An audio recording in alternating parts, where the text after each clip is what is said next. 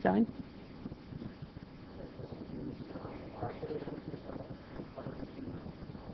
Okay, your mic isn't working.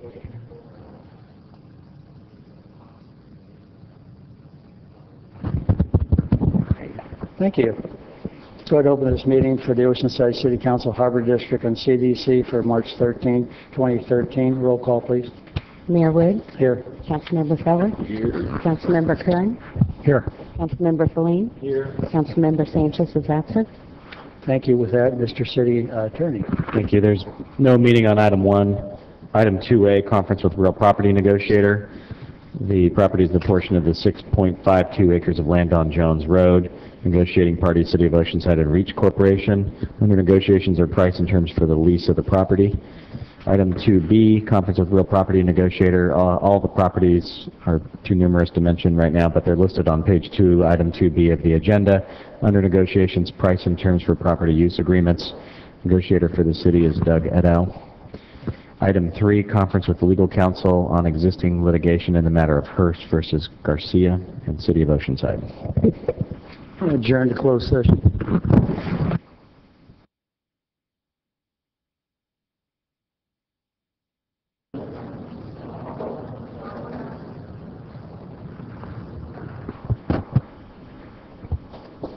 Good evening, ladies and gentlemen. We'll start now. If you have cell phones or pagers, put them on vibrate or silent. We'd appreciate that, number one.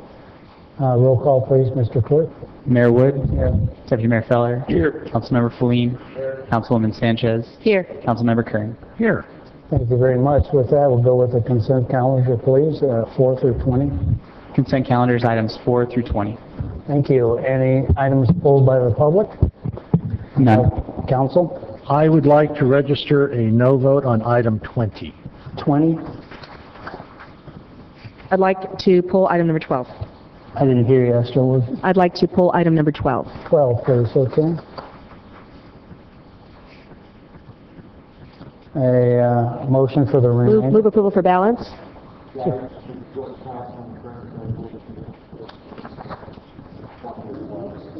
You abstained. You want to vote again later when we bring it You up? want to vote no? Sure. You want to change that now in the vote abstention or? No.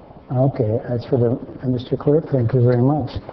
I'm sorry, was there a motion for the She remainder? motioned and Move I approval for second. balance. And I'll second. Nobody, please vote for the remainder.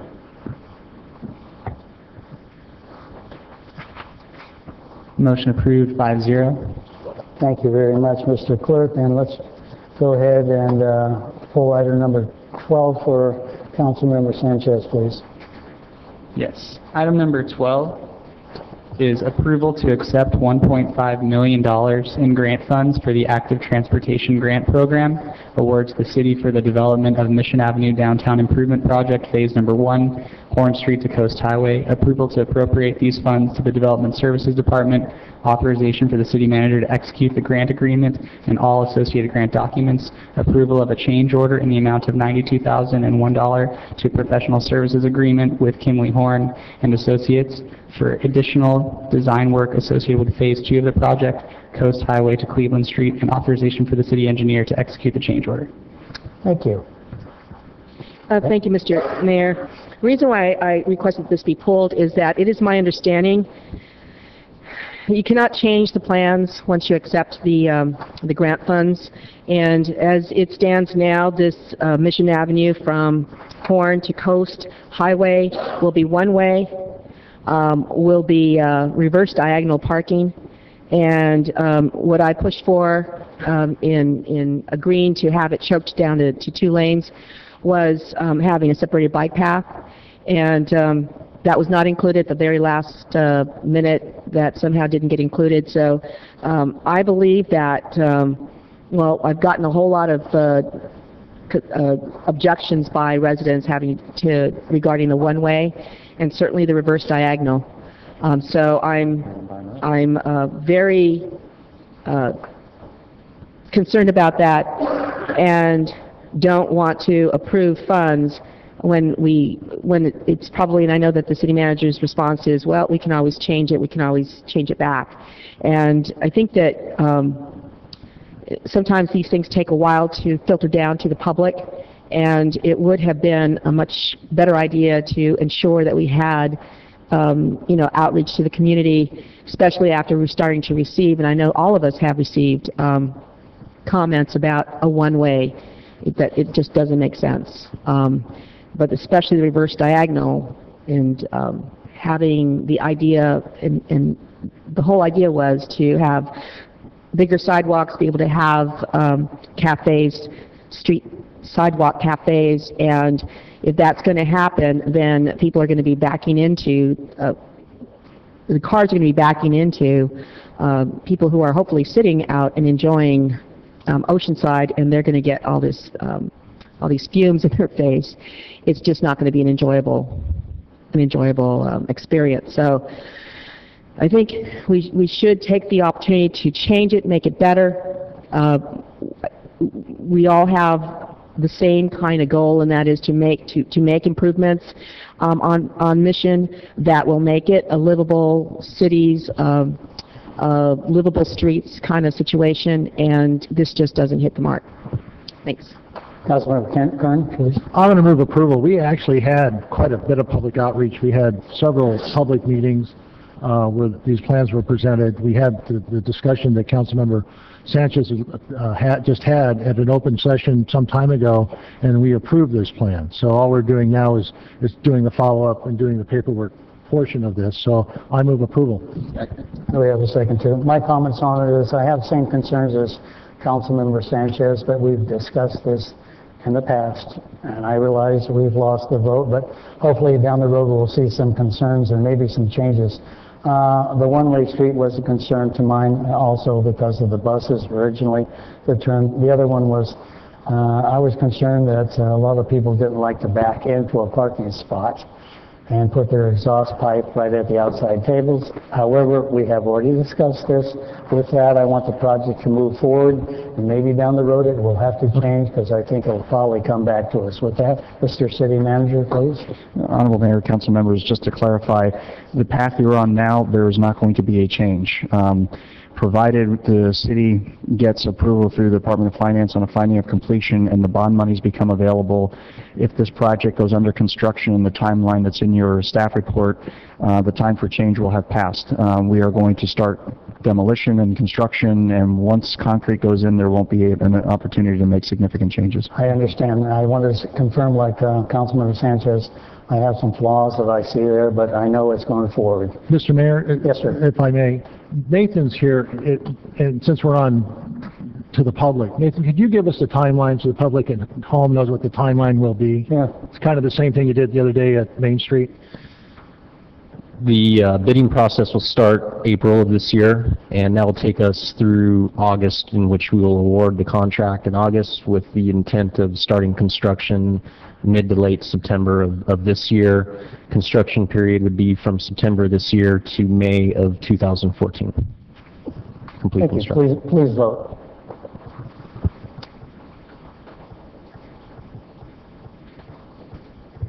Motion approved, 4-1, Sanchez, no. Thank you. Item number 20, please.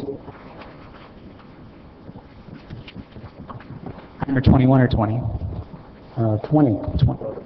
Did we all do it? With the note of the other two. Okay, in other words, it's fine. Thank you very much. With that, 21. Item number 21 is complete streets presentation as required by state legislation for general plan circulation elements.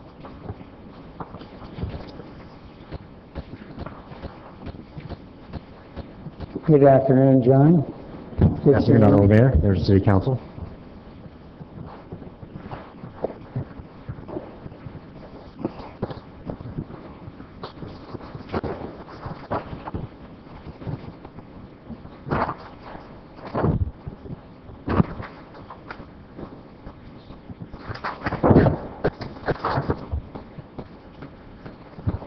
Good afternoon. I'd like to take the opportunity today to talk to everybody a little bit about complete streets. Most of us are familiar with the concept and understand that complete streets involves improvements to the transportation infrastructure that provides for other mode choices such as bicycling, walking, transit, etc. Complete streets is required as defined under the Complete Streets Act that was approved under AB 1358 and implemented in 2011.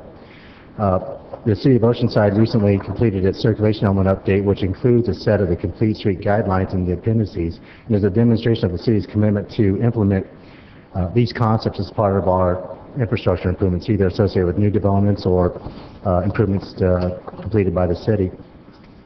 One project that I think we're really excited about that could implement a lot of these concepts is the Coast Highway Corridor Study, which the RFP was released last week, and we hope to get a consultant on board by the end of April. With me today is Kathleen Ferrier of Walk San Diego. She is the Policy Development Manager for Walk San Diego.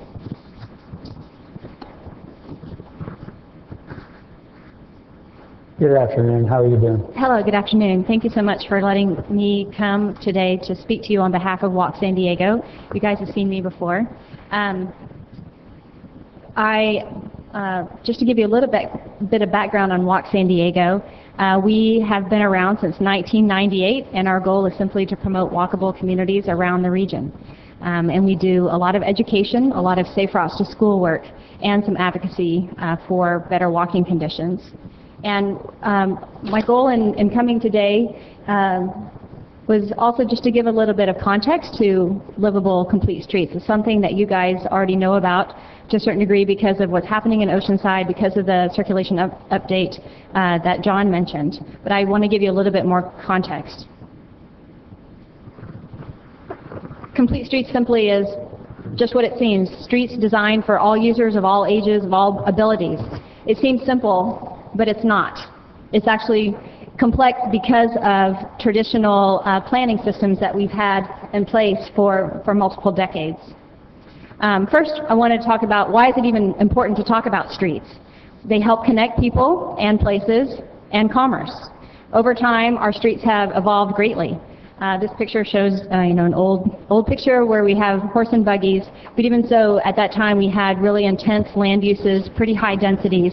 Over time, one of the most significant things that happened with our streets is really the automobile and how much those cars can accommodate faster speeds, and then as a result, how our cities and our roads have also been designed to accommodate more traffic and faster speeds.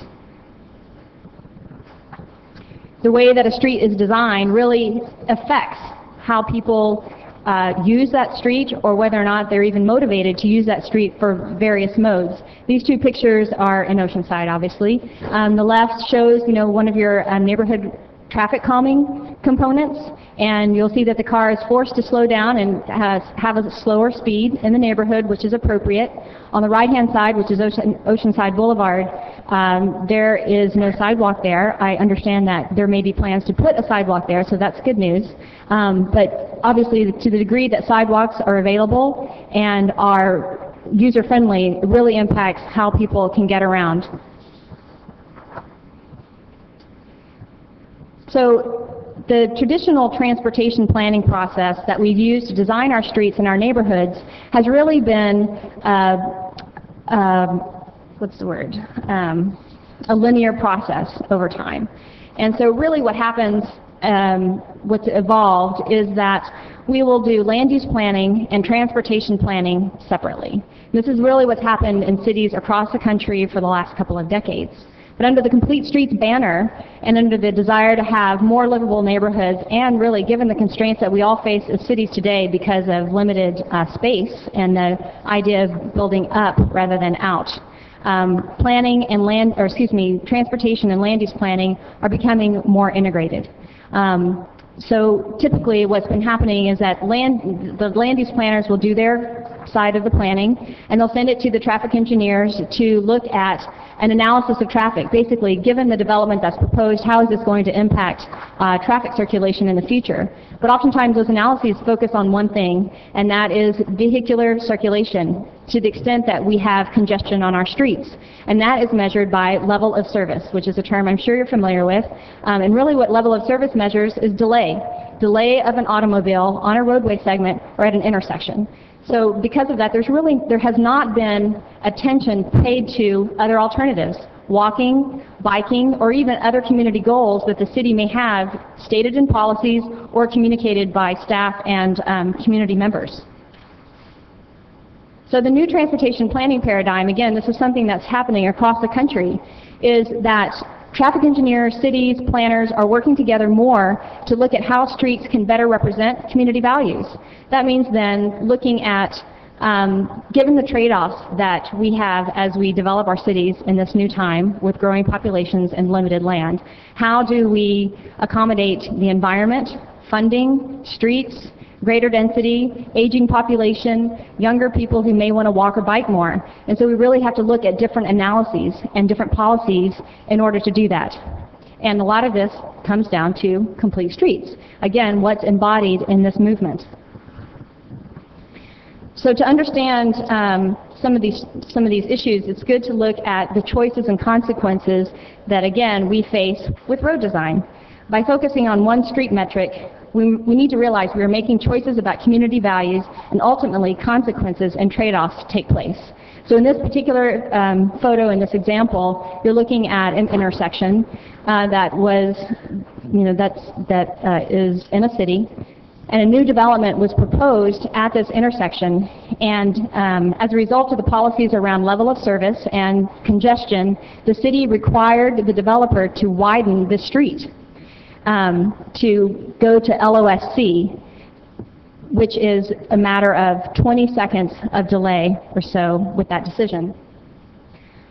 But by doing so, it's prioritizing that goal of vehicular congestion or lack of congestion over other goals that the city has. In this particular example, the city actually has policies that support creating biking and pedestrian-friendly street networks. However, these policies were not evaluated as part of this decision-making process. Instead, everything was really focused on level of service. Again, this really represents the old transportation paradigm. With complete streets in the new paradigm and more involvement from planners and community residents in this process to look at community values, we're really seeing this start to change. And this is such a great time to talk about it in Oceanside because of your Mission Avenue project that's moving forward. Councilmember Sanchez mentioned livable streets. Also because of the work that's happening on Coast Highway 101.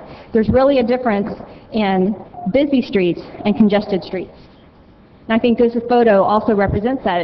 It talks about perspectives. So when we talk about congestion and traffic, it's really a perspective. And so as a business owner, you might actually enjoy having more slower traffic in front of your business because maybe people are more likely to stop and come in and patronize your business rather than simply pass by. These slides I really need to go through very quickly. It only talks about where we've gotten as a country and as a region because of the planning policies that we've gotten. We have very unsafe roads for walking. We have obesity and health issues because we have quite a bit of reliance on the automobile. This graph simply shows the positive relationship between more walking and biking and better health. And then this talks just very briefly about the state law that John mentioned, which is the California Complete Streets Act, which was passed in 2008 and was enacted in 2011. What I find interesting about this law is that it actually cites health and environment as reasons for enacting the law. In order to reduce greenhouse gas emissions and improve public health, the state of California requires transportation planners to do things differently. So Oceanside obviously has an updated circulation element, and you have a complete streets policy. Right now today, almost half of our region cities actually also have complete streets policies. And this list shows a little bit, or excuse me, shows those cities where it's applicable in addition to the city of Oceanside. And let me just suffice it to say that complete streets policy is more than just words on a paper. It's more than a policy stating that your city will design streets for walkers and bikers and people of all ages. This is why it's very complex, because there are also things like trip generation rates, parking requirements, traffic impact studies, functional street classifications, LOS standards, lots of different technical studies that are used by your staff and supported by your policies that are used to analyze traffic conditions with development projects and the growth of your city. So making those changes really takes leadership, either at various levels at the city. Along with the Complete Streets Act of the state of California, to show that they really meant business, they actually changed CEQA too, and the most important part of that change was that CEQA now allows cities to design their own thresholds, which means traditionally mitigation measures have been set because of the LOS policies that I mentioned, now and into the future, cities do not have to use LOS as a mitigation factor. You as a city can design your own thresholds. This is quite a significant step in the city of in the state of California. So wrapping up at the very end, I just want to talk about two tools when we to really focus on the implementation of complete streets. And a lot of this is happening actually in North County of San Diego. This picture is a design that was part of the Del Mar village revitalization plan, village-specific plan, sorry. That city, Del Mar, looked at roundabouts as an alternative to accommodating future traffic and also achieving some of its other community values. And so what their traffic analyses looked at was the future roadway the traffic count, and other options that they wanted to achieve to create a better village in their eyes. And what they found out was that roundabouts and a road diet on Coast Highway 101 was able to provide for more roadway capacity than traditional stop signs and two-lane road, and also allow space for wider sidewalks and bike lanes. Another option is road diets. I just mentioned that. Road diets have nationally and internationally been found to greatly reduce pedestrian and bike collisions, make our streets safer, and while at the same time providing more space for different livability components, if you will, of our streets and our communities. Finally, the last example that I want to show is Bird Rock, which is in the city of San Diego, but in the north part of the city, that also implemented a road diet. And you can see in this picture that there are 4 lanes of traffic, 2 either way. And they changed it into 2 lanes both ways with a series of roundabouts. And some research that Walk San Diego has done shows that immediately following the roundabout installation, sales tax receipts for 95 businesses along La Jolla Boulevard went up 24%. Those cannot be attributed necessarily to those improvements, but you read newspaper articles and talk to residents and store owners, and what happened as a result of those improvements, more people started coming out, walking with their families, biking in the streets, and patronizing those businesses, so it was a positive thing. Now I'm going to turn it over to Stefan Vance, who's a senior principal planner at Sandag, to talk a little bit about what they're doing on complete streets. Thank you, ma'am. Good evening. Thank you, and happy to be here. Sorry that I walked in late and missed part of Kathleen's presentation. I was actually in the East County, at the East County Realtors Association, talking to them about some of these same issues. I was talking to them specifically about smart growth and their interest in that and how that can help their communities in the East County develop.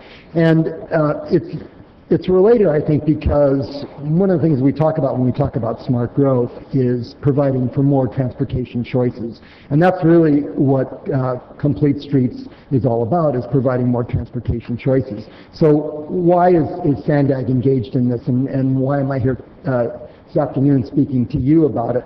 Well, we actually are responsible for implementing a region-wide smart growth policy that's embedded in the local transportation sales tax program, the Transnet program. It requires all streets that are constructed or improved under the ordinance to be developed in such a way to plan for the needs of bicyclists and pedestrians. And that's sort of a bare bones complete street requirement that affects all the cities in the county within the San Diego region. Since then, the Complete Streets Act that Kathleen mentioned has been passed, and so now you all know that you're required as well to incorporate these principles into your general circulation elements of your general plans. Now, Sandag recently adopted their latest version of the Regional Transportation Plan, the 2050 RTP, and one of the outcomes of that process was a commitment on the part of Sandag to develop a regional complete streets policy. So that's one of the missions that I've been tasked with addressing, and so I'm beginning that process now, and I've been going to our technical working groups, talking to your planning directors and your public works directors about what this process might be, and also want to reach out to the policymakers around the region to get feedback from you on that. So complete streets is now a topic that's on everybody's mind around the region. A lot of cities that have or are developing their general plan updates. So what I'm doing now is reaching out to policymakers to get feedback from them about what the sand ag policy should look like.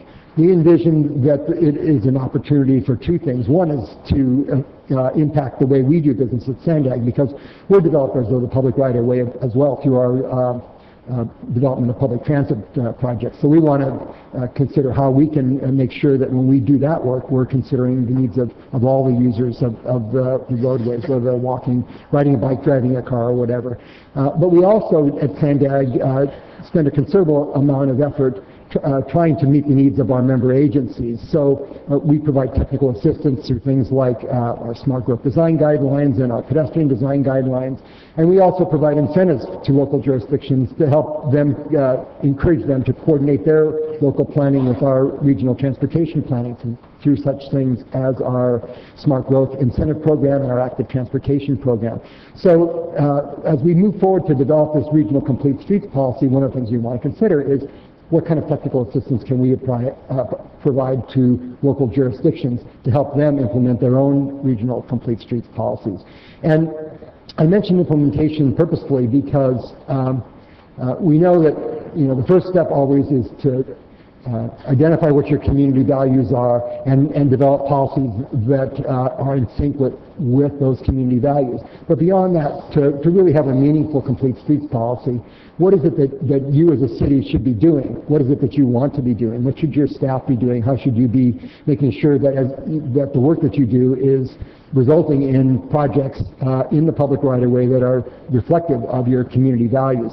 So what kind of technical assistance can we provide to you to help you develop implementation plans? Because that's really where the rubber meets the road, or the soles of the feet, or the bicycle tires meet the road, as you will, is in how you implement your regional complete streets policies. So we're interested in getting feedback from you all about what we can do to help and to make sure that our regional policy reflects local values as well in terms of how we balance the needs of all the users of the roadway. And that's what Complete Streets really is all about. So I just wanted to come here to express our interest in being a partner with you on this and to listen to any feedback that you have. And with that, I'll close and thank you. Thank you for it.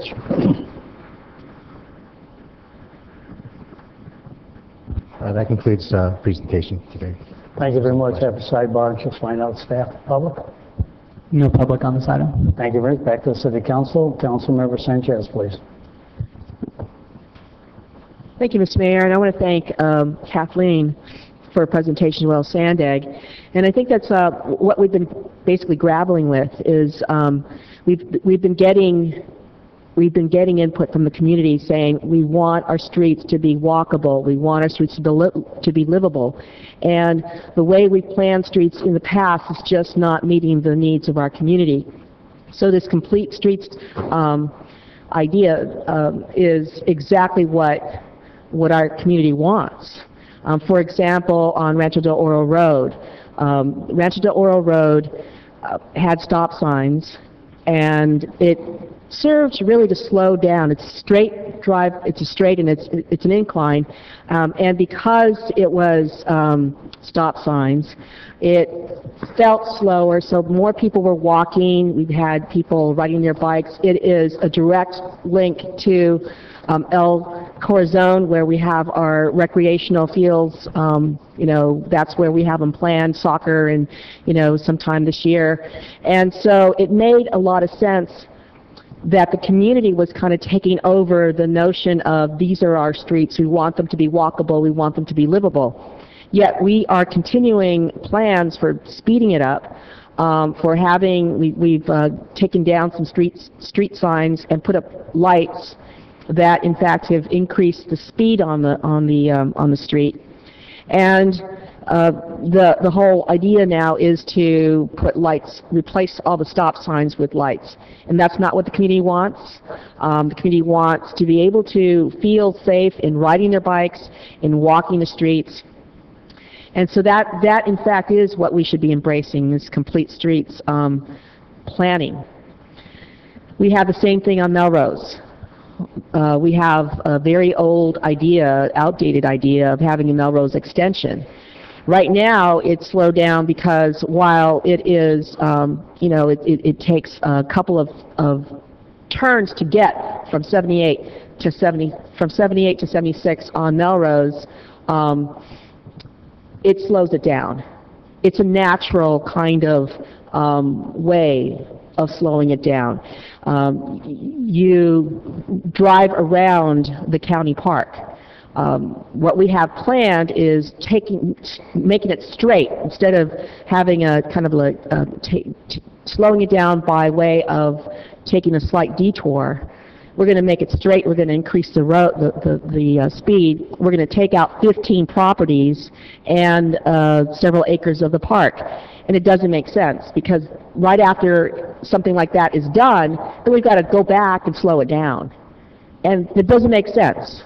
So I think that in incorporating complete streets and kind of forcing ourselves to rethink not only slowing down, right now we're going forward on Coast Highway, we're thinking, yes, let's slow down traffic so that businesses can have a chance to have people check out what's going on, broaden the sidewalks, provide separated bike paths so people feel safe in riding their bikes, so that people feel like their kids are safe in riding their bikes, increases the amount of people there on our livable streets. If we're doing that for Coast Highway, shouldn't we also be doing that for the rest of our city? And that is that these streets become our community streets. Whether someone is still using it to get from 78 to 76 to 15, that they are still community streets that are livable. And this is why people will want to move to Oceanside, or spend their money in Oceanside, be in Oceanside, because it's a community. It's that sense of community. So I really appreciate the presentation. I'm hoping that we will, in fact, be moving that way. I think we're doing that at least on Coast Highway. I think we're wanting to embrace the notion of livable streets. I think where we get stuck is this notion that, okay, if we're going to slow down there, we're going to have to speed up somewhere else in the city. And I don't think we have to do that. What's good for the downtown, the businesses and residents, because we're talking about mixed use. So we're talking businesses and residents. What's good there is also good for our communities, our back east, or in the eastern part of the city. So I really appreciate the presentation. I'm really glad that Sandag is requiring this and kind of, trying to get us to think in a different way. This is exactly what we should be doing, is getting people out. Most of the people that I hear from who, and including myself, I used to ride my bicycle everywhere till, when the city was 30,000. I grew up here, so when I graduated from high school, 30,000 people here. I rode my bike everywhere. I won't do that now because I'm not a fast rider. There's some folks here who are really fast and can, even feel comfortable riding in a vehicle lane. I'm not a fast rider, and between me and a car, I know who's going to win. So I think if we slow down our speeds, we provide these safe places for people to ride their bikes, we will get more people out, and that's what this is all about. Thank you. I don't see any other lights, but I will also, Kathleen, I've seen you down at Sandag. Thank you very much. I appreciate the input at Sandag and in the region too. Thank you, sir, for coming up. I'm sure this time of the day you got the traffic. I'm sorry. But, pardon? He rode his bike, yes. Anyhow, I do appreciate it. Thank you very much. We have another one with Sandag is, our adjacent cities picking what they call smart growth or transportation corridors so that even Sandag doesn't approve. We have to deal with our neighbors on that, which comes out to be a complicated issue for traffic mitigation and everything else. So it's a regional issue too for cities and us in the North County, and I thank you for being here. With that, it's not a vote on this item. It's not necessary, so I appreciate it and thank you very much. Mr. Clerk, could I have you bring up an item early? Item number 33, please. Item number 33 is a request by Councilmember Kern for a presentation by the Oceanside Chamber of Commerce on the result of their assistance given to Oceanside, New York as a result of Superstorm Sandy. I'm going to turn it over to David Nidegger from the President of the Oceanside Chamber of Commerce. So hopefully Luigi's ready back there. Let's hope. Honorable Mayor, members of the council, as you know, the city of Oceanside, New York was devastated by Hurricane Sandy. We did an outreach program through the community, and we were able to raise a considerable amount of money, which we sent back there. The Oceanside Chamber of Commerce in New York then in turn gave the money out in terms of $50 gift cards at either Walmart or at Lowe's, and this is some of the responses that we got in the mail. We put this together in a little video presentation.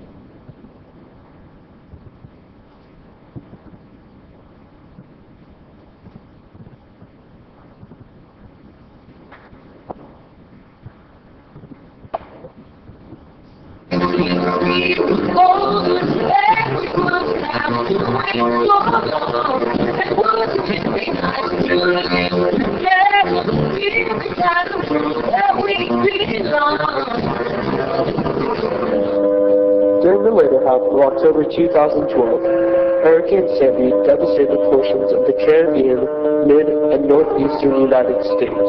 In the aftermath of the hurricane, thousands of families lost their homes, businesses, and left their communities in ruins. Oceanside, New York was one of the many towns which was devastated by the hurricane. Many of the citizens of Oceanside were forced to evacuate their homes due to the flooding waters. The Oceanside Chamber of Commerce in California decided to help its sister city and raised over $10,000 in gift cards. Many of the people who received the gift cards wrote thank you letters, and the Chamber decided to share them with all of you who generously donated. Here are some of the countless heartfelt letters that we received.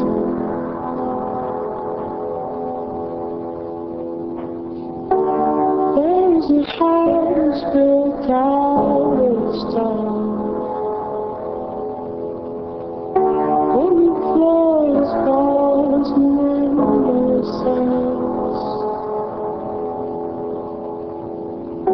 Tables and chairs warmed by all of the dust. This is a place where I don't feel alone. This is a place where I feel at home.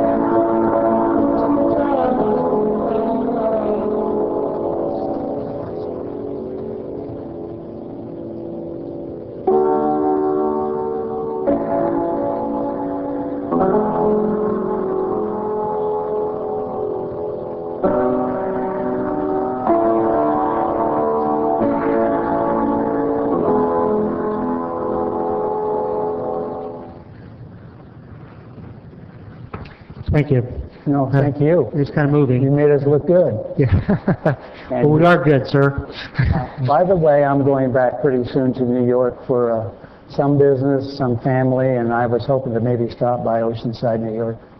Good. So I'll get with you on that. Yeah, I am going back next Thursday, really? and I'm going to Oceanside, New York. They've invited us back, and I'm going to be back and talking to those people back there. And And I don't know what it's going to be, but they did say they want me to show up and they want to give us something. So I'll be bringing that back when that occurs. Nice, David, I appreciate that. And they still need money. There's still folks without homes. There's still folks living in motels and hotels that do not have their own home back. So if there's anybody out there on the TV listening that want to donate to a cause, absolutely, I'd be really back in New York. I would love to be able to take back some more gift cards when I go back next week. So just it's Oceanside Chamber of Commerce Foundation.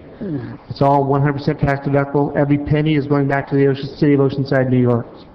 Thank you for your time, sir. Was there any public on this?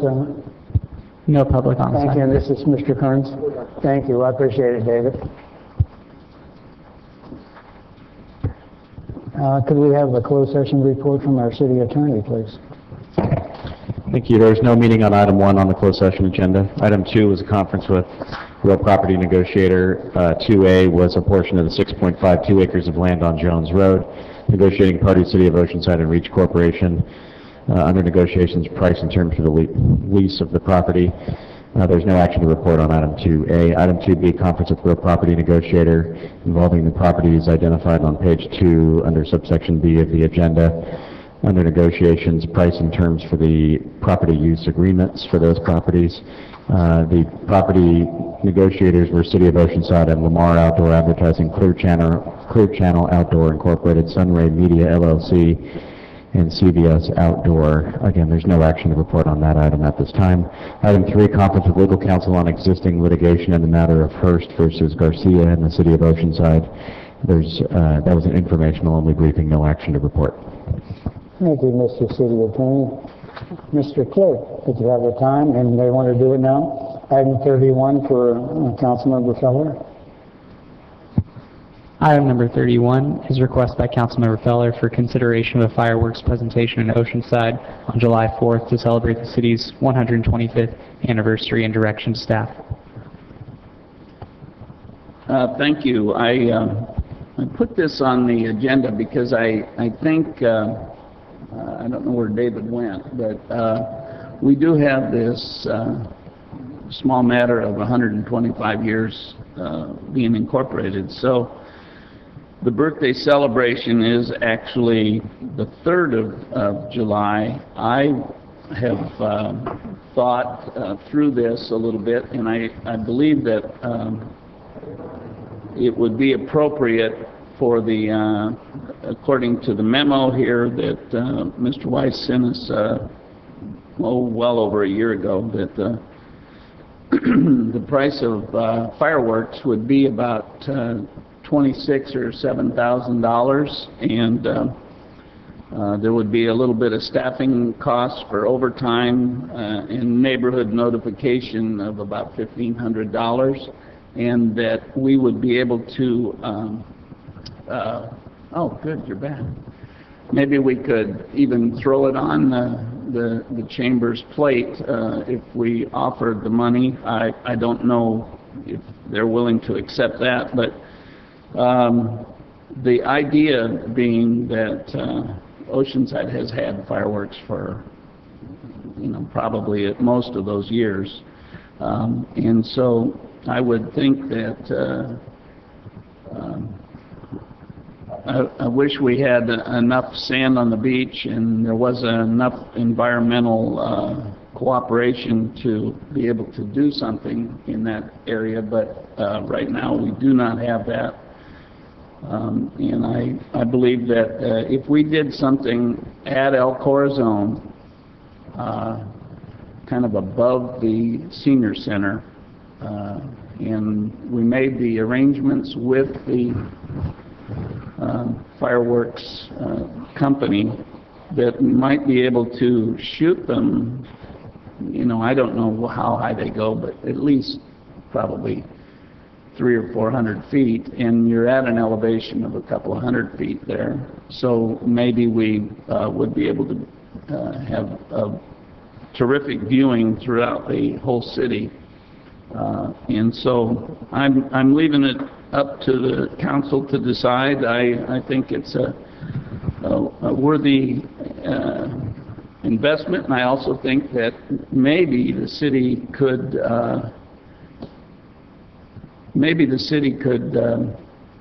somehow start the process for, asking the city residents in their homes for a donation.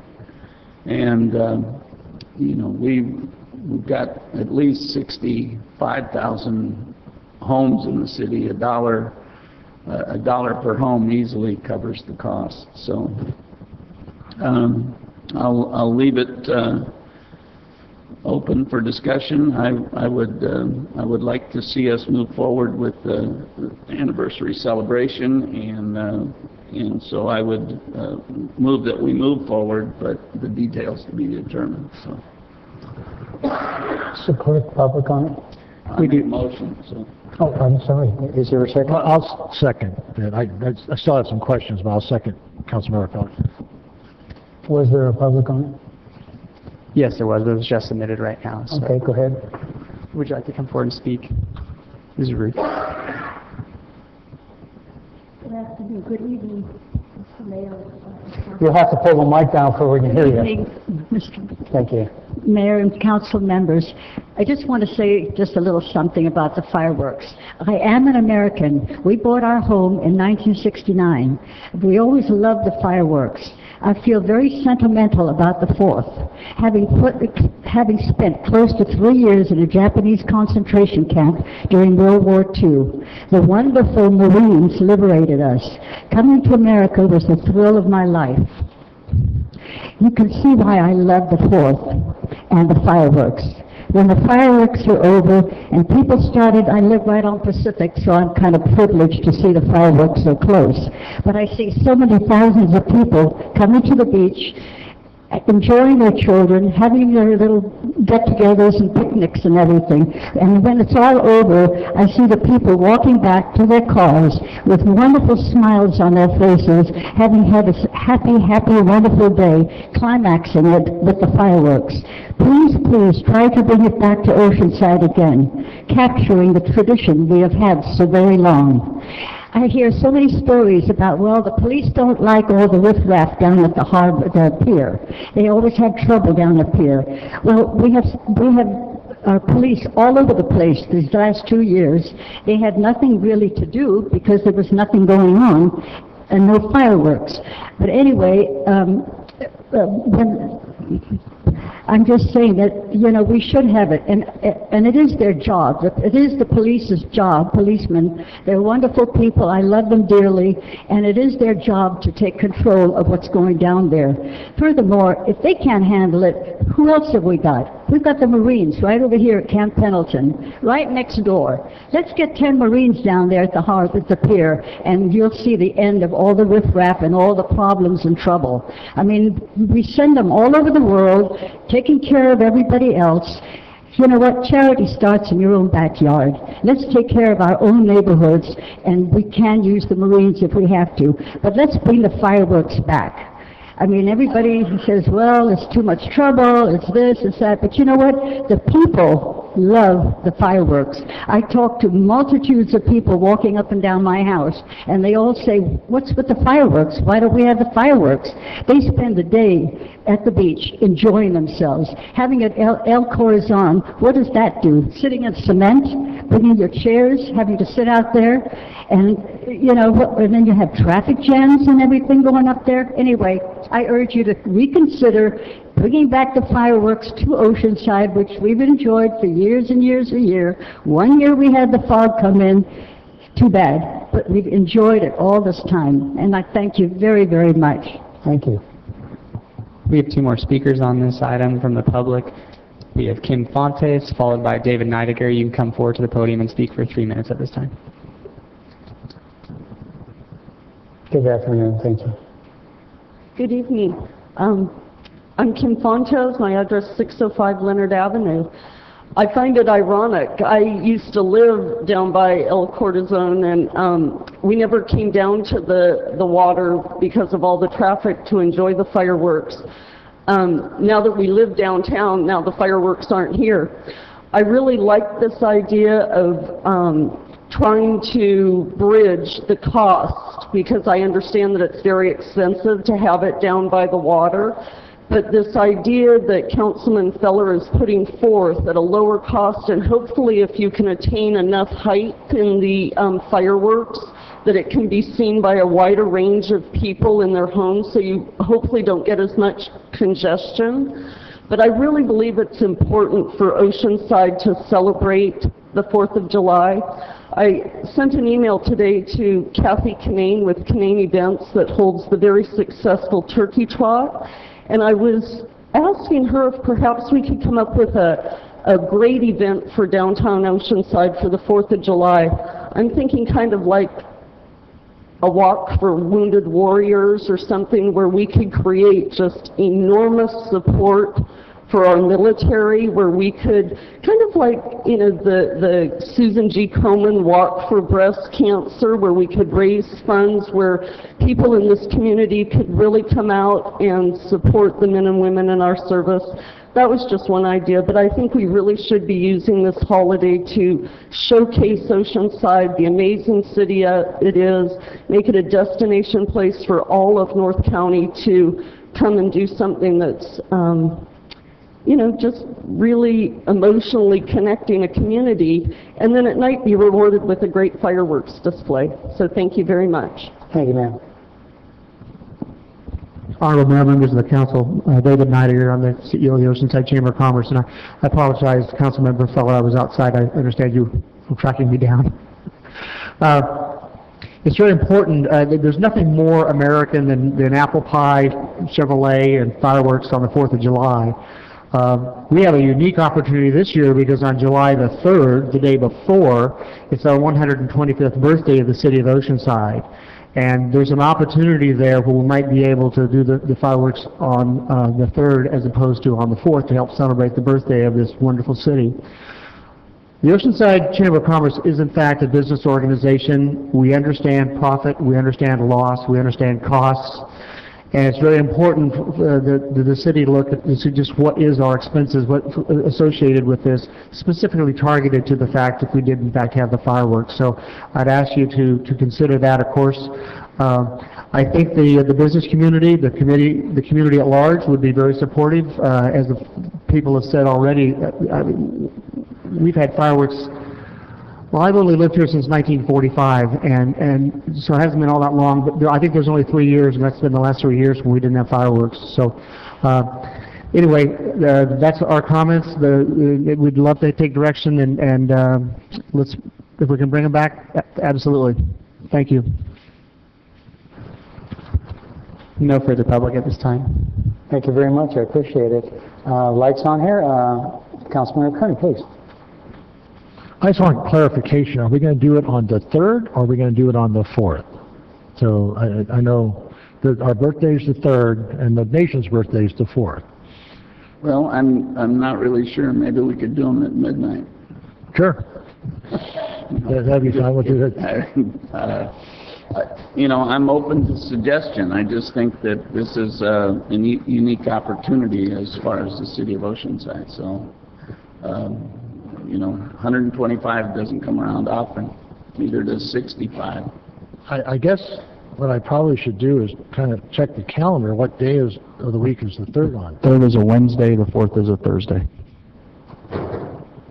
And the other question you might want to answer, Mr. Weiss, is what are the drawbacks down at the ocean? Honorable Mayor, council members, at this point, I'm not sure that we'd even get our environmental permits to shoot off fireworks out over the ocean. That and the barge is one of the most expensive parts. So at this point, I'm not sure what permits, if any, we would need for inland, but it certainly would be an easier task than out over the ocean. Yeah. So it doesn't matter to me. I think having them on a Wednesday night, maybe we'll be in session here. We won't see them anyway because we'll be in council session on the 3rd. We have a meeting? I can't remember. So no, I don't think we do. Oh, that's fine. I think personally, I think the 3rd is a good day because it's our 125th, and maybe if follow-on events we can put it back to the 4th in subsequent years. It also gives people an opportunity to see fireworks on the 3rd and then maybe travel to Camp Pendleton or further down the coast to see fireworks on the 4th. So right now I'm tending to lean towards the 3rd to celebrate the 125th celebration of the founding or the incorporation of Oceanside. But I'm open. I'm not wed to that date. Councilmember Feline, please.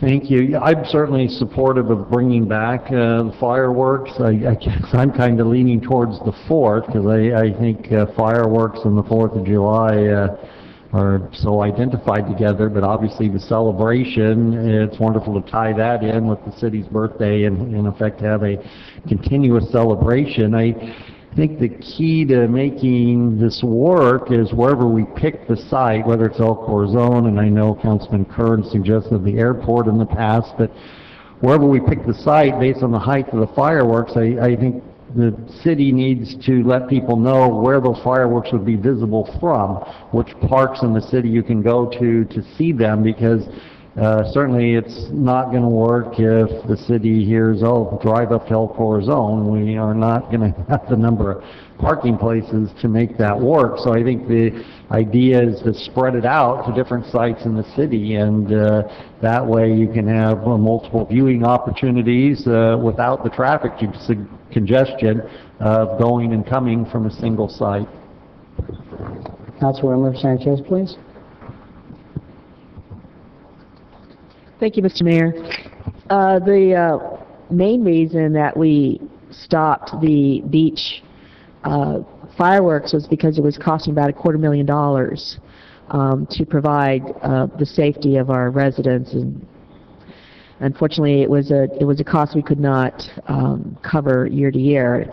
The largest cost was not the barge; it was ensuring the safety of our residents. Now, I grew up here, and every 4th of July, we were out there on the beach, and it was wonderful to be able to look up to see the fireworks.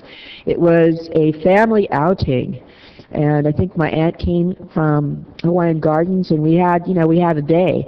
But it's gotten away from being a family outing. It's become very, very crowded. Not too many families, because it's so crowded. And I remember just before we actually stopped it, it was so crowded you couldn't even move. It was very difficult. And of course, we had some incidents that happened where people were arrested. There were a lot of fist fights and things, and believe it or not, the problems were from outside. We had gangs coming from outside. So that's the reason why we ended up not having in the budget, in terms of priorities, $250,000 to be able to spend on fireworks. We also, 4th of July, and I don't know, it's been the last few years, 4th of July has not been very clear. So even though they were shot up and up straight, you couldn't see them from very far. Even if you were when you were there, it was very difficult to see them because of the cloud cover. So this request is for celebration of our 125th anniversary. I don't know if El Corazon is the best place. I know when we have homecoming for OHS homecoming, we see those fireworks. And it's great. You can see them from all over. But of course, again, it's where you are in the city of Oceanside, whether you'll be able to see them. Perhaps El Corazon, there'll be a certain number of people, but not everyone will. I know I won't be able to see them from El Corazon because there's just no way. There's just too many, too much in between. So I think the coast will lose. Will not have the benefit of it. Folks living on the coast, folks living, I don't know what the visibility is. We can determine that. Mr. Engineer, city manager, who was previously an engineer, maybe you can figure that out. Where would be the most optimum? Perhaps staff can figure out where we can maximize looking at it. It certainly won't cost as much because I think the idea is to just look up and not have people come to an event. 4th of July, if it happens on the 3rd, the 3rd is looking at a calendar, the 3rd is on a Wednesday, 4th on a Thursday. So if it's at like, 9 o'clock is when they usually were. We don't have a council meeting. Our council meeting is on, Next week. yeah, none in July. So it would be nice to have a celebration with fireworks for our city's birth.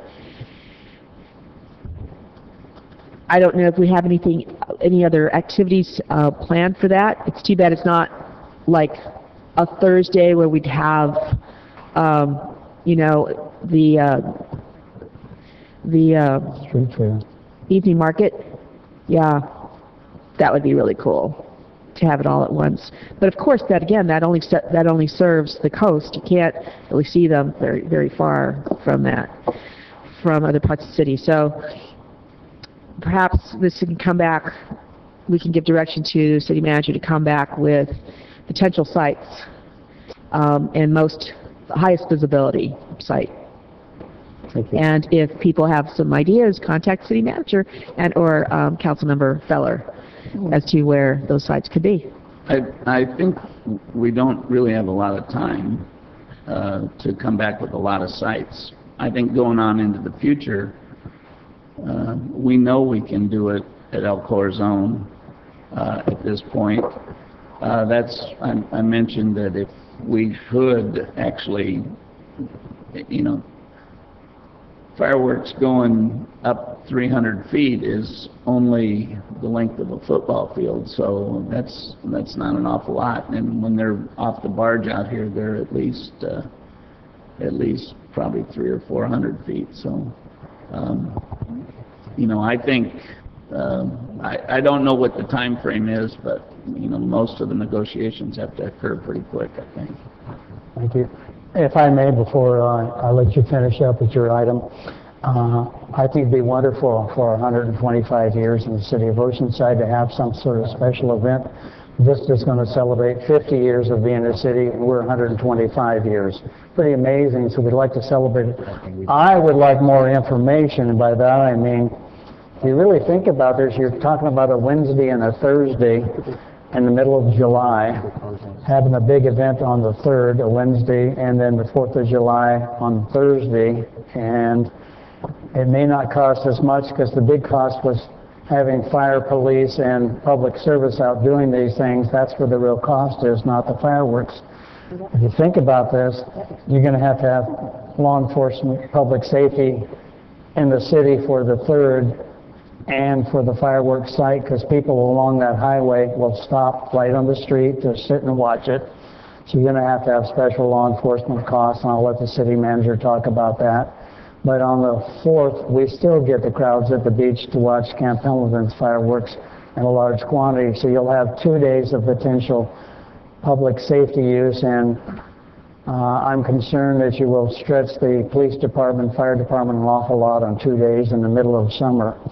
I think there will be a bigger cost than you think about both those 2 days. And let's face it, in this economy, yes, we do worry about the cost, and a lot of money could be used somewhere else. It's not for this date.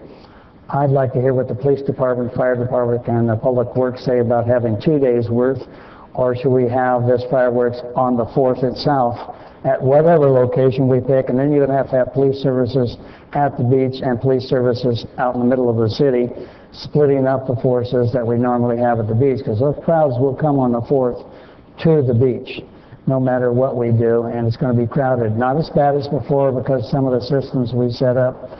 I'd like to have more on the cost of it and the estimates for the public safety use, manpower use that we have to pay for. But I still, like everybody else, would love to have some event, either be on the 3rd or the 4th, with some idea what it's going to cost me and the city. And we always tell people, let the public try to help pay for the fireworks. That's the least amount of the cost is the fireworks, by the way. It's the people and the time out for public safety. So I don't mind sending this forward for any type of vote for you, Mr. Feller. I'd just like to have more details from all the people that have to be in, from Public Works, Fire, and Police. If it's 2 days or 1 day or whatever it might be, Mr. City Manager, you might even already have that.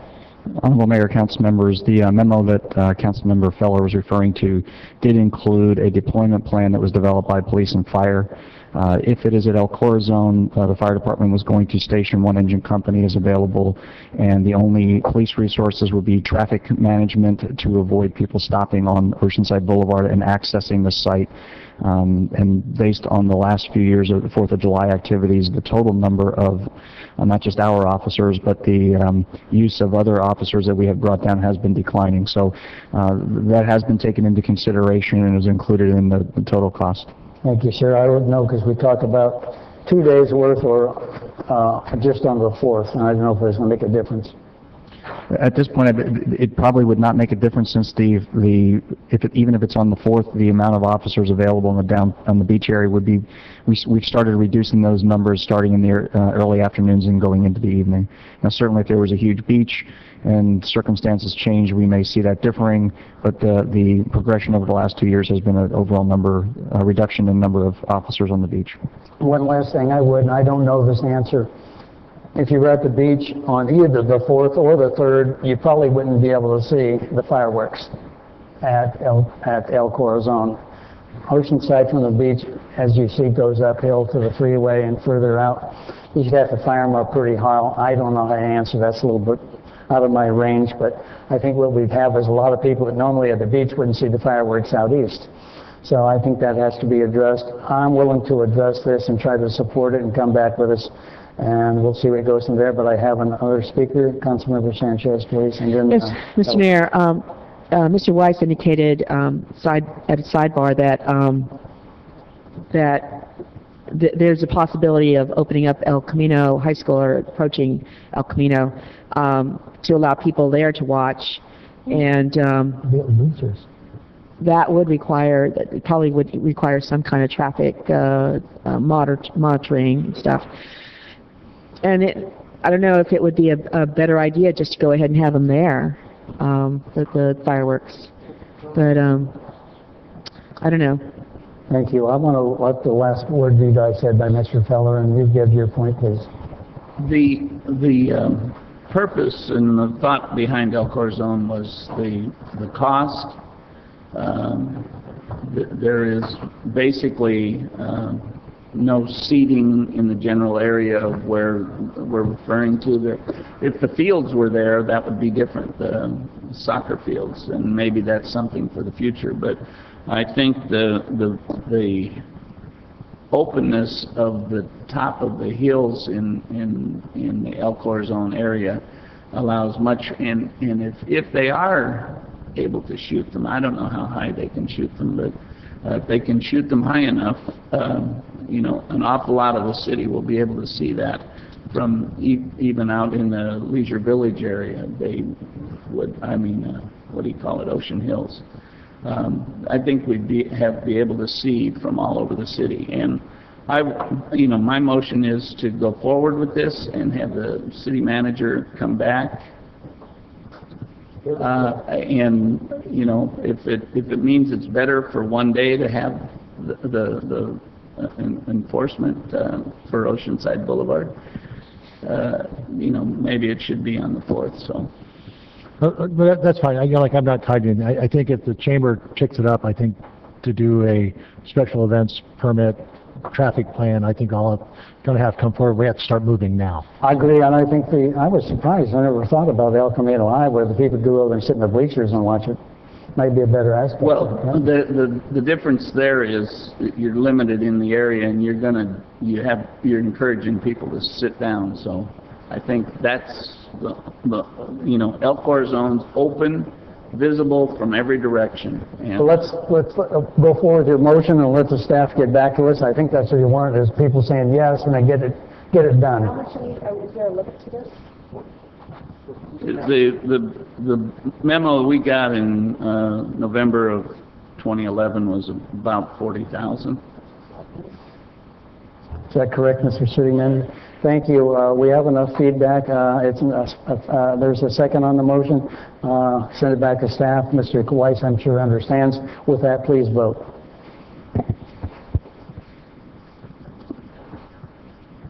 Motion approved 4-1 with Sanchez abstaining. Thank you, ladies and gentlemen. We'll take about at least a 10-minute break. If you haven't been here before, out the doors, up the stairs, the bathrooms, and 10-minute break when we set up for some presentations. Thank you.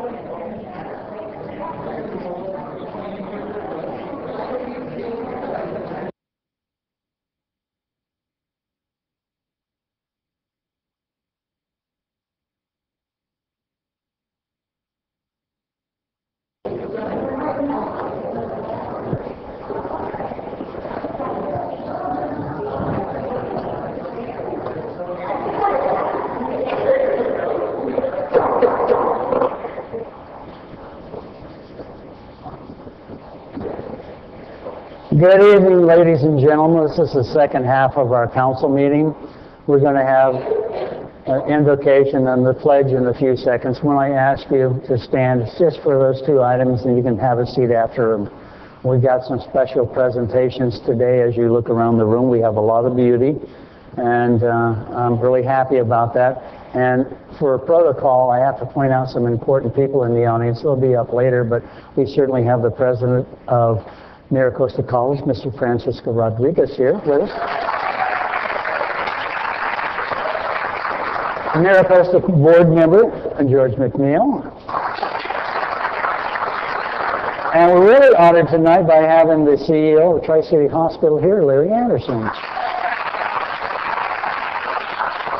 If I didn't point you out in the audience, I'm sorry, but I know we have some important people here that will be coming up in a little while. We'll say hi to them. Oh, I'm sorry. We had the CEO here of the Chamber of Commerce, David Nydigger, who put on a couple items. And right in the back there, I see we also have the president of the Oceanside Chamber of Commerce, Jerry Sawyer. Jerry,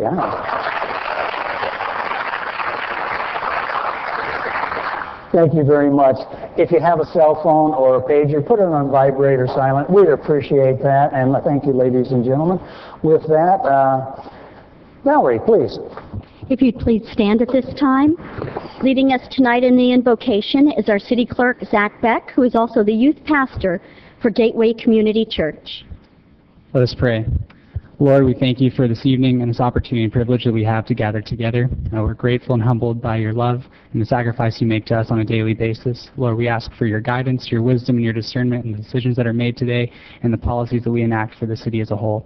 On a special note, Father, we just are grateful for the enactment of a new Pope, Pope Francis I today, and we ask that you'd give him wisdom, guidance, and discernment in guiding the Catholic Church. And for all individuals of all faiths, we ask that you would just bless them accordingly. We love you, Father, and we praise you in your Heavenly Son's name, and everyone said, Leading us tonight in the Pledge of Allegiance, we have a very special group with us. We're going to start off with the 2012-13 Miss Oceanside and her court. Miss Oceanside is Abby Tamandong, and her princesses, Tatiana Robinson and Victoria Troop. The 2012-13 Miss Teen Oceanside and her court consist of Miss Teen Oceanside Iris Salisbury and her princesses Jessica Contreras and Hillary Atkins. Representing 2011, we have Miss Oceanside Vanessa Okafor and Miss Teen Oceanside of 2011, Carly Callahan.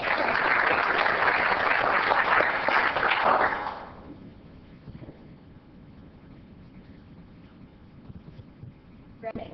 Begin. I pledge allegiance to the flag of the United States of America and to the republic for which it stands, one nation, under God, indivisible, with liberty and justice for all.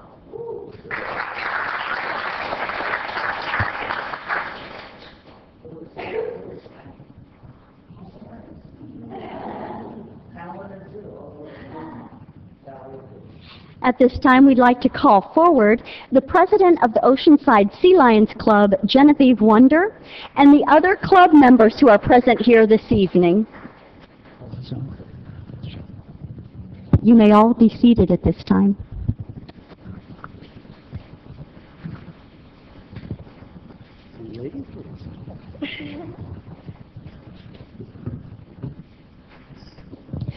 Thank you very much, Mayor Woods, for having us here today.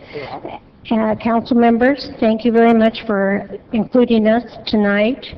It is an honor to be here. The Oceanside Sea Lions provide glasses for the underprivileged. We have a process that they go through. The students can go to the nurses, and then the application comes to us. This is an international club. It's throughout the world. So we help many, many, many people. And we are now going into diabetes. We're going into hearing aids. So there's a lot more to come. We've done tree planting ceremonies.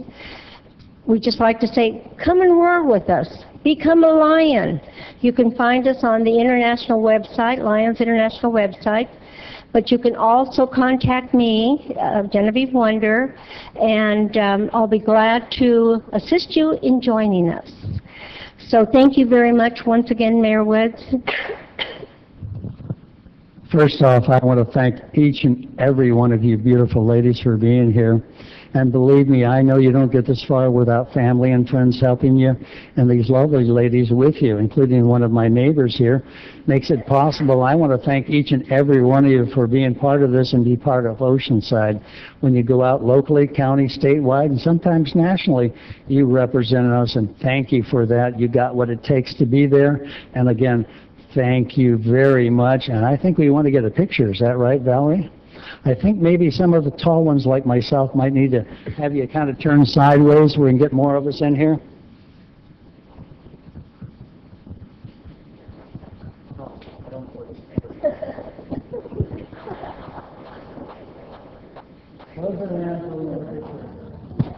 By the way, in the audience, you can get up and move around and take a picture. I know you want to. I've got these on my wall.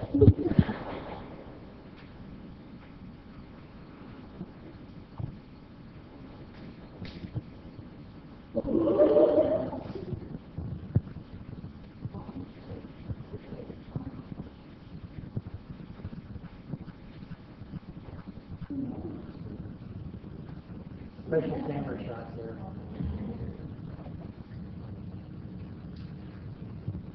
One more, sorry. Good camera.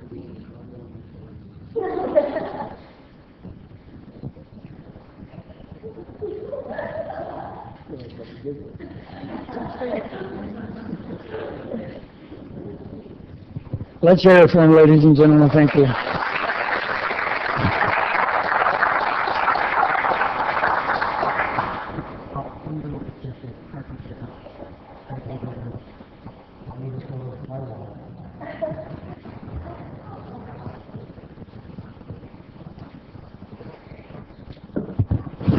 For our next presentation, we have Pet of the Month with Brianne Miller, and with her tonight is Polly.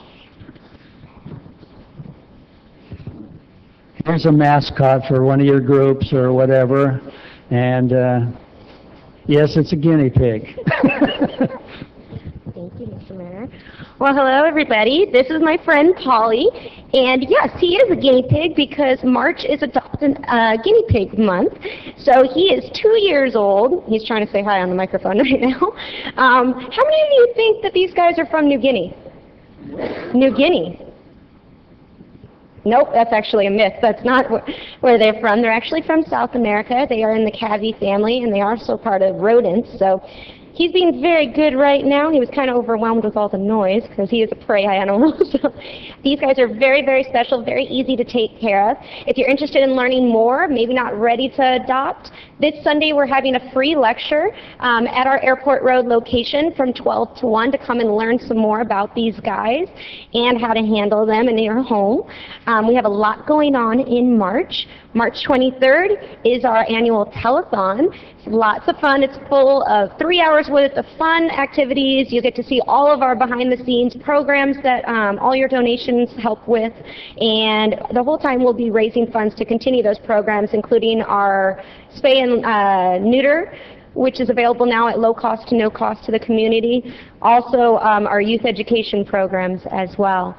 So we have a lot going on this month. Please feel free to come and join us. I have some information in the back. We also have our walk coming up on May 4th down at Liberty Station. It's a lot of fun. Last year we had a potbelly pig walk. It was a lot of fun for all the dogs to try to figure that one out. When we had our training department set up a PlayStation, we were timing to see which dogs can figure out puzzle feeders first, and the pig won every single time.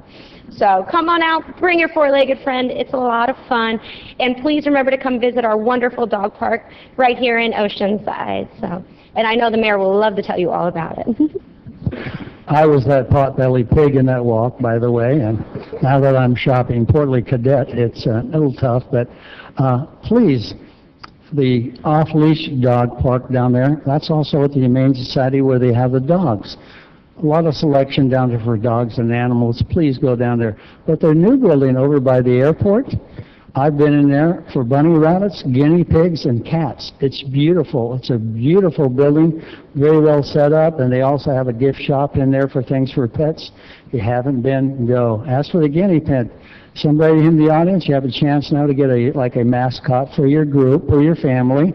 And I'm kind of thinking Tri-City Hospital or Mariposa College myself, but I could be wrong. I don't know, but let's say it. And thank you very much. They're always kind and bring wonderful pets here. That's here for. Thank you.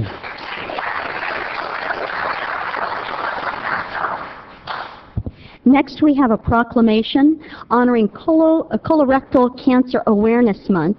And at this time, we'd like to call forward Dr. Derek Helton from UCSD Cancer Center, also the CEO of Tri-City Medical Center, Larry Anderson, and we would like to call forward all those who have been affected by this disease.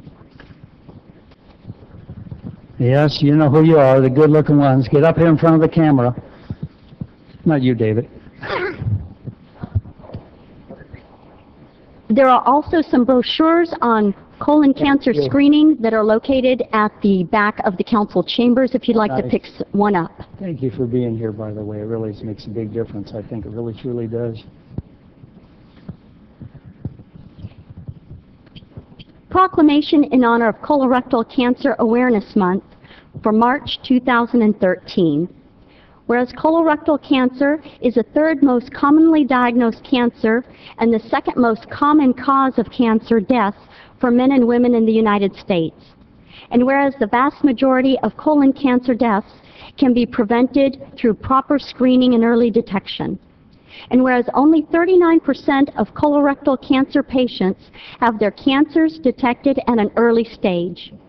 And whereas the survival rate of individuals who have early-stage colorectal cancer is 90%.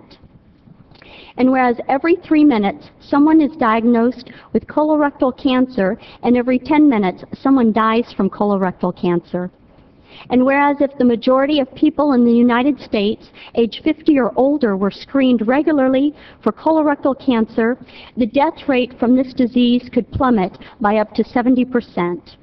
And whereas colorectal cancer is preventable, treatable, and beatable in most cases.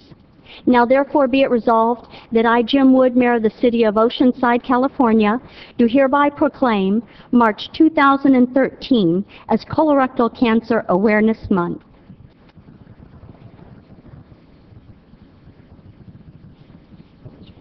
You guys pass the mic. Go ahead. Thank you very much, everyone. I'd like to acknowledge the mayor and the council in the city of Oceanside for acknowledging March as Colorectal Cancer Awareness Month. I'd like to mostly acknowledge the people in this room whose lives have been touched by cancer, patients, families that we have standing here before us and that we have here in the room, as well as we have doctors who serve North County, Oceanside, Vista, Tri-City, representing Tri-City Medical Center, Coastal GI with Dr. Shad, who's standing right behind me, and his staff. And I'd like to point out just two things, and that is that while great strides are being made in extending life and quality of life for people with metastatic colon cancer, still cure is our #1 goal, and early detection is key. While everyone hears about colon polyps being mostly benign, that's very true, but most colon cancers do arise from a polyp. I hope everyone who's 50 or over in this room has had their colonoscopy, and that's what I will say about that. Thank you again for this. I don't want to tell you how many colonoscopies I've had. That would give away my age. On behalf of the over 2,300 employees of Tri-City Medical Center, our board members, our 500 treating physicians practicing in 60 different specialties, I also want to applaud the City of Oceanside for bringing this awareness to the community for the need for preventative care and diagnostic care with regard to colorectal screening and colon cancer.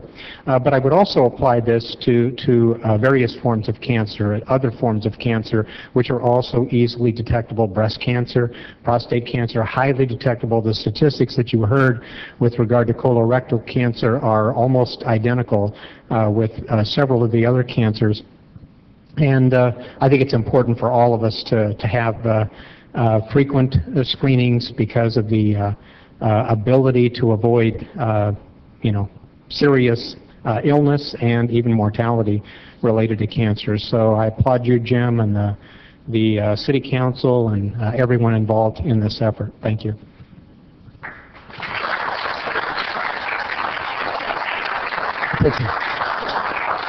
Thank you, ladies and gentlemen. Part of that speech for the people watching on TV or here in the audience is important. I lost my sister at age 40 to cancer. I think if we'd been more active in getting tests in advance, she'd still be here. But that was a few years ago, and things have changed a lot. So I really hope that you have somebody out or a loved one out there, go have the test, get it done, address the issue now before it becomes too late. And all these people standing behind me, doctors, nurses, people that had family issues, David here from the Chamber of Commerce, we've all seen it happen in our own families, so it's very important. And Tri-City Hospital, besides me being out there all the time and helping build the new wings, for me just going out there, I think there's no better place for treatment here in the North County than Tri-City Hospital. I truly say that because I've been there enough, as you well know. When the nurses know me by my first name, it usually means I've been there. So thank you very much for everybody here, doctor, everybody. We appreciate it, and I think it's a message we send to the people out there who don't go and get those checks. We want them to. Thank you very much. Let's hear it for these wonderful people. Thank you.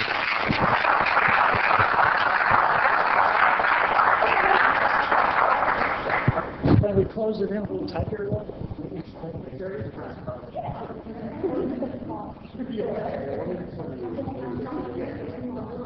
Move this way for her to get the, underneath the bin. Here, Larry, get on my shoulder.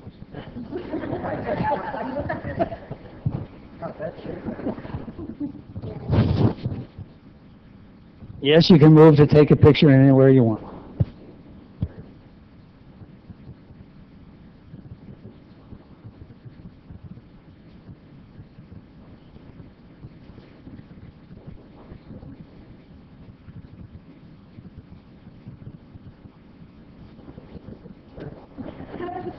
Thank you all. I know she moved the camera to cut me out, but thank you. David, thank you very much for making this possible, too. Folks, thank you very much. Have a good one. Thank you for coming. Right. By the way, you can get copies of these off KOCT, Live TV. Show it a couple of times so you can make a copy for your loved ones. Thank you all. Are you coming up? That's wonderful. For our final presentation, At this time, we would call forward Dr. Francisco Rodriguez to give us an update on MiraCosta College for 2013. Thank you very much, Mayor Wood, honorable members of the City Council. I extend to you greetings from MiraCosta College, home of the fighting guinea pigs. Spartans. Okay. I like the suggestion, Mayor. Well, thank you so much for a few minutes. We'd love to come by and say hello and let you know how we're doing at the college. I simply would like to touch on 4 areas for your information this evening. One, just to give you some highlights about the academic programs, the new programs that we have at the college. Secondly, to touch on our enrollments. Third, our fiscal accountability at the college. And lastly, what we're doing to serve veteran students. So initially, I wanted to point out how we're meeting the needs of this particular region. And with the support of the City of Oceanside and the tremendous leadership posed by the city, we're able to start this week a new manufacturing technology machinist program. As you're aware that they were using the old Landis Recreation Center, and this week 12 to 15 military veteran students are learning the trade. They will be at 40 hours per week for the next 12 weeks, and upon their completion, and our goal is 100% completion in this program, is to follow 100% employment of these groups. Many of you were at the kickoff that we had about a month or so ago, and there were several machinist employers saying, we can't wait till this group completes their training so that we could hire them with more than a livable wage. So we're very pleased and thankful to the City of Oceanside for its leadership in providing this space, and it really is an example of joint partnership in playing to our strengths in curriculum and facilities and meeting the needs of this particular region. So again, on behalf of the college community, thank you so much for your leadership in this endeavor. Also, just to highlight one other academic program, we have a new gerontology program. Yes, we're all going there at some point. People are living longer, productive lives, and certainly here in the beautiful city of Oceanside, folks are being more active, and so we have started through our allied health area, a new gerontology program. So we want to highlight that for you as well. This will bring us to about 65 separate academic programs that students can receive their degrees in, and about 56 certificates that lead to workforce training and preparation. So we're happy to continue to extend the academic programs that meet the needs of this particular region. To touch on enrollments, they've been steady. Since 2008-9, the college has grown over 20%. Why, you ask? Well, I think folks are seeing, families, students alike, are seeing the tremendous value in a 2-year education. The cost to attend a community college versus the cost of the first 2 years of a university over 2 years is about a $35,000 difference. But when it comes to MiraCosta College, our classes are smaller, they are taught by expert faculty, and they are in a position to train them for the workforce or to transfer to the universities. The college has sustained over time a very strong transfer rate and reputation for sending students to the best colleges and universities in the state and throughout the country.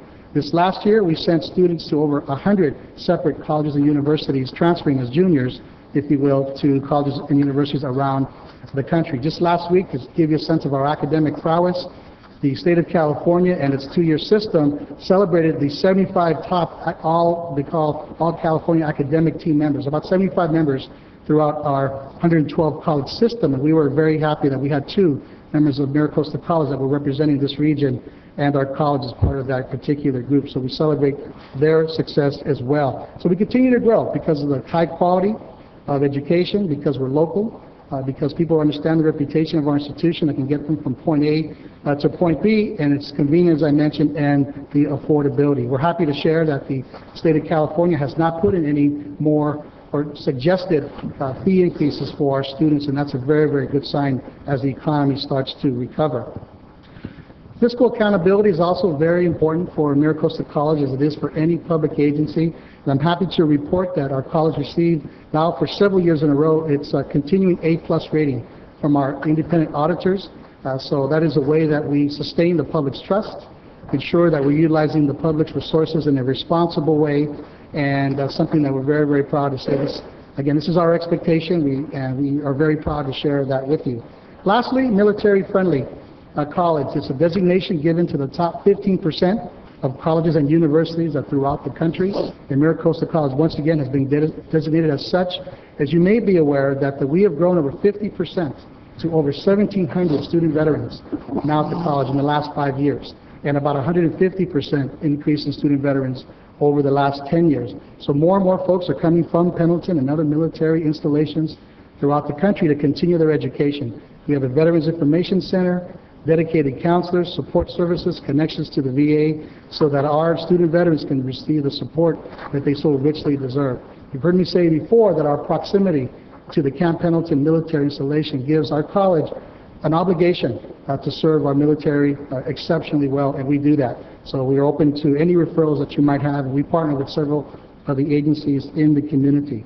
So that's a little bit of the highlights. That is, we've got academic programs, as I mentioned, to meet and respond to the needs of the community. The programs that I mentioned will now complement our traditional strengths in nursing. In fact, we send many of our students to Tri-City Hospital to get their work placement, and biotechnology, which is, as you know, a growth cluster in the San Diego region. Those are just a couple of examples of how we're responding. We're nimble, we're entrepreneurial, and opportunistic enough to meet the needs of those communities. Our headcount, we expect over time, and our comprehensive master plan will call us to be at a college of about 19,500 students by the time 2020 rolls around. And as you know, we tried to pass a bond this fall that would help us to build out the college. Unfortunately, it fell just short of the 55% threshold that was needed by the public voters to get that passed. It ended up at final tally 54.84%, or stated differently, less than one yes vote in each of our precincts. So we are certainly disappointed by the result, but we're not dissuaded by the opportunities that will follow to continue to serve our students. In the interim, with the prudence of our Board of Trustees and Mr. McNeil, we are placing portable science facilities at our Oceanside campus this fall, open for this fall, that will serve the growing number of students who need science as part of the curriculum, and building phase one of a permanent science building down at our San Elijo campus in conformance with the California Coastal Commission standards, and doing that in a respectful and appropriate way. So steady enrollment increases, we think about 2% between now and 2020. And lastly, I mentioned our strong support for our military veteran students. So I hope you see a college that continues to do very well. We appreciate this very strong, functional, interdependent relationship that we have with the city of Oceanside. The vast, vast majority of our students who come to our college come from the zip codes that pertain to Oceanside. We have a special relationship. Each one of you can call at any point for anything that you need, and we're here to partner with you to ensure that folks have the kind of education that is needed for the 21st century job. So we're well positioned, we're financially solid, enrollments are strong, and we've got a very solid board that is providing guidance and leadership that will guide us, I think, into the next level of excellence for the college. So I will stop there and entertain any questions that you might have. In the packet you have our annual report, which you received earlier in the calendar year, and also just some other brochures and contact information about your local community colleges. Mr. Mayor, is this appropriate to ask if you have any questions? Please, certainly. If there's any questions, feel open. Go ahead. I'm curious where you're going to put more buildings on your San Elijo campus. Well, we are only projected to have 2 new buildings per our permits with the California Coastal Commission. So we are at the end of that. So we're still within that space allowed for us. We have a pad for a science building, and then a future building that will be a new, that will replace an older building for our student services and registration. But we expect that to be, and our district has been very clear through our Board of Trustees, a full-service 2-year curriculum at the San Elijo campus. Currently, students from the south have to travel north to complete their degree, and so what we're trying to do is to mitigate that by having a full-service 2-year curriculum at the San Elijo campus. And the addition of the science facilities, which will be open fall of 2014, will take us one giant step closer. Thank you, Dr. Rodriguez. Jerry, you have a comment? Yeah, thank you. Just actually a couple of comments. The idea, I was at the opening, the John Landis Machinist, and it's a tribute to our city manager working with Dr. Rodriguez to bring that up. One of the amazing things that happened, because of the way education has been swinging back and forth over the few years, we haven't got people into vocational training. So I guess for lack of a better term, all the machinists are dying off. They're retiring. Let's not be macabre about this. But we don't have enough people to replace the machinists in the system now. So there is a vast need going forward to train machinists for a couple of reasons. One, a lot of industry is coming back onshore because China's becoming more expensive, transportation costs, so the opportunities to manufacture here is starting to become more viable. But we need people to actually make stuff. And so one of the things I have to compliment not only Maricosta, but all the community colleges, how I think they're probably the most agile educational institution that we have in the nation. Is be able to adapt. When Genentech or IDEC came, they adapted for biotechnology. Now there's this gap out there in machinists, and they adapted to fill that gap. So it is one of, I guess, the assets of the city of Oceanside and the region, that Maricosta, and I hopefully next time around we'll garner that support and we get that other 159 votes or whatever it is that we need. Thank you very much. Dr. Rodriguez, did you want to have any comments from Mr. McNeil back there? George, did you want to say a word too? I know you're shy of the mic. I've never seen you in public before. I know you're out there as the board. Unaccustomed as I am. No, I just want to echo what Dr. Rodriguez said. We were very disappointed that the bond did not pass. This semester, right now, there are 3,000 students at Maricosta that can't get their courses because we don't have room. Dr. Rodriguez mentioned the gerontology and the wonderful things we're doing in allied health. If you'd like to be a nurse and you want to come to Maricosta, plan to start 2 years from now, because that's the length of the waiting list. Why? We don't have enough room. And that's the message I want to get out there. We are willing and able to teach more students if we had the room. And I don't know when we'll do another bond issue or if we'll do another bond issue, but if we do, I want that message to get out there loud and clear. Thank you very much. I want to thank all of the people on the council for the support, because at various events up at Maricosta, you're always there. You're always supporting us, and we really appreciate that a lot. You're our biggest supporters. Thank you very much. Thank you for training the future. We do appreciate you and what you do. Thank you, Doctor. Thank you. Have a good rest of the meeting. Good to see you all. Excuse me. Thank you.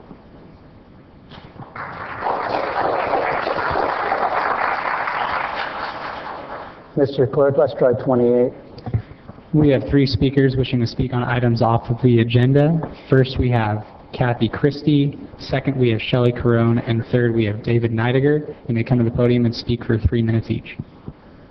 Kathy, how are you? Fine, thank you. Thank you. Good evening, Mayor and council members. You've been hearing from many people about the terrible traffic that the Quarry Creek project will cause us, mainly because of 656 homes being built right on our border. That is at College and 78.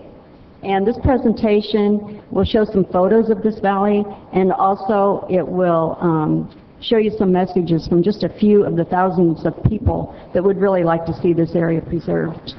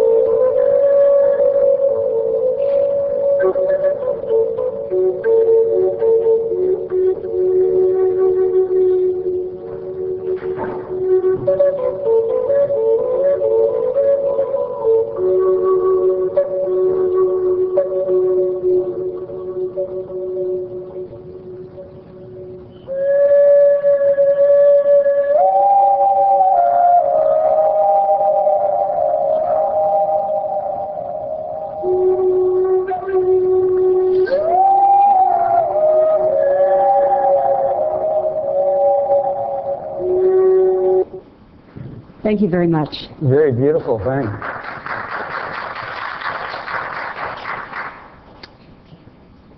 Good evening, Shelley.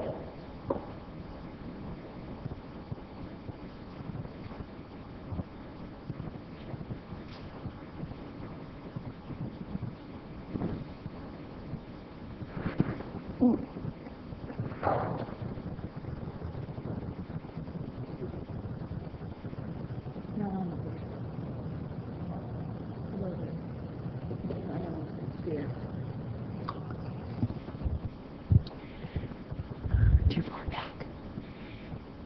You can go closer. A little closer. Okay, thank you. Well, my name is Shelley Hayes Caron, and I reside in Maron, Adobe. This Adobe has been around since 1839. A lot of you haven't ever visited or knew it even existed. But we want to invite you this Saturday to a special event to see the Buena Vista Creek Valley that you just saw and come to visit the Adobe and to learn the history of why this is important. This land was first owned by Spain, then Mexico, then the United States. It's always been a gathering place for the community. The Native Americans were here first, then the missions, and then the ranchers. And for the California rancher, there's not much else that has impacted the style of how California developed was because of these early places. The Marin Adobe is eligible for the National Register as a historic district. It's a quarter of a mile wide and goes down to the wetlands. It encompasses a melted adobe and a standing adobe and some archaeological sites. But more than this, we've been doing school tours for 14 years. Third and fourth graders come and they hear the local history. My family tree goes back to 1888 with the founding of Oceanside. And there was a combination in 1875 of the Malone family and the Hayes family.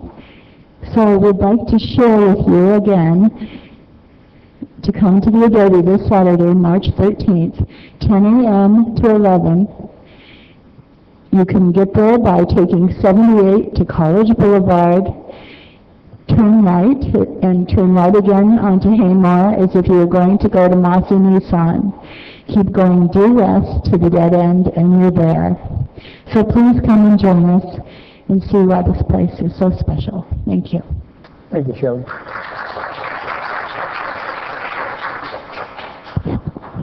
Good evening, Honorable Mayor, members of the council. David Neidiger, I'm the CEO of the Oceanside Chamber of Commerce.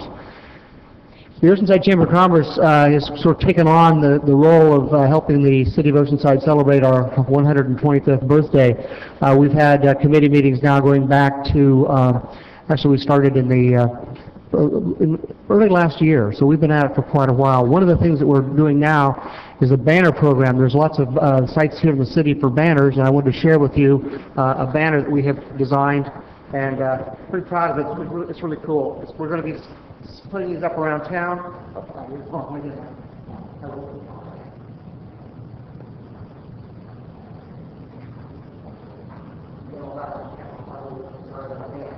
Did you cover your face up there? Nothing.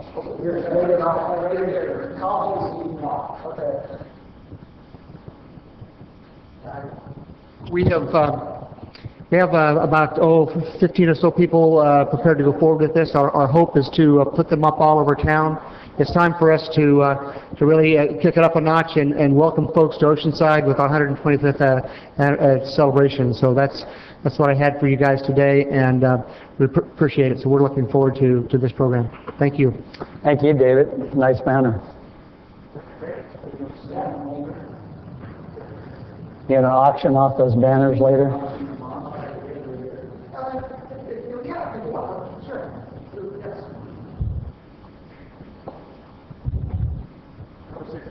That's it? Okay, I just want to show what we've done.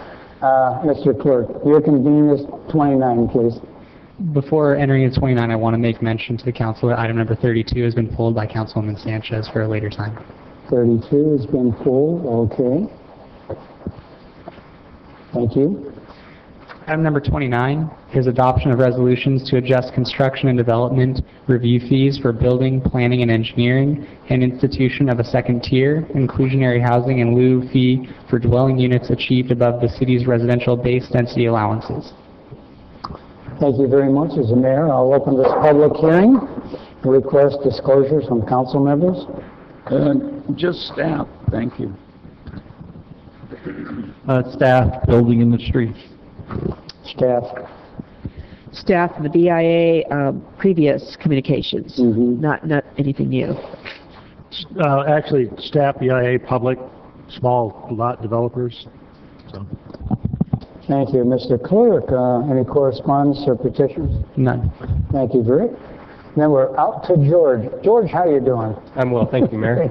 Honorable Mayor, members of the council, I'm George Buell, Development Services Director. And before you tonight is a proposal to adjust a number of development-related fees. And I'm going to keep my presentation relatively brief, and if you have any questions, I'd be happy to elaborate. As a matter of background, back in 2011, the City Council adopted a fee study, and with that were a number of fees that were increased at that point. The objective with that study was to achieve full cost recovery on discretionary applications as well as ministerial permits. Exceptions to that were water heaters, residential solar systems, and I would also add to that developer conferences and appeals were also accepted from full cost recovery. The current proposal is to make minor adjustments to fees, to add clarifications to our fee schedules, and to add a new second tier housing in lieu fee. And I'll get into details on those. I'm going to run through on a division-by-division basis, and I would like to add at this point that in large part, what you're seeing tonight is a result of the steady eyes and steady hands of division managers within the department, being Rick Brown, our building official, Scott Smith, our city engineer, Marisa Lundstedt, our city planner, and Karen Brown, our senior management analyst who oversees admin staff in the department. Now, with respect to building division, we're looking at a number of reductions for small projects. These are shown in the first attachment to your report. What we were discovering is that the fees that were set were out of proportion with the improvement cost. And so, for example, if you want to do a minor renovation of, say, a powder room that costs $1,500, the fees that would have come into play for that review were out of line with the cost of the improvement. And so we're looking for things like patio covers, residential additions, and remodels to be lowered. And again, this is in the first attachment to your report. Also in that attachment, we look to define more clearly what complex and simple mechanical, plumbing, and electrical terms are as they relate to the schedule, and also to add descriptions for new construction and tenant improvement terms. We're also looking to expand use of the general plan update surcharge to include all building permits as originally intended. As noted in the staff report, it was our intent to find a mechanism to fund periodic updates to our general plan. And the council adopted a 10% surcharge on building permits. That has been applied only to new construction and not to all the permits that we issue in the department. And as a result, over the course of the first year, we only generated about $25,000 when, in fact, we were hoping to generate closer to $120,000. If we don't change it, it will take about 50 years to fund a general plan update, and that's completely out of line with what the matrix study revealed. They recommended something more along the lines of a 10-year period that we look to do those updates. Now, with respect to the engineering division, we're looking for fee reductions again for small projects, dumpster and storage units in the right-of-way. Right now we charge over $400. We're looking to bring that more in line with other communities to about $100. And we're looking for stormwater review fees for standard priority projects. That relates to water quality reviews that the division performs. We're also looking for council to allow us to establish deposit accounts for selected atypical applications. These are types of applications that come in that may require a very short period of time. On the other hand, they may require a tremendous amount of research and work.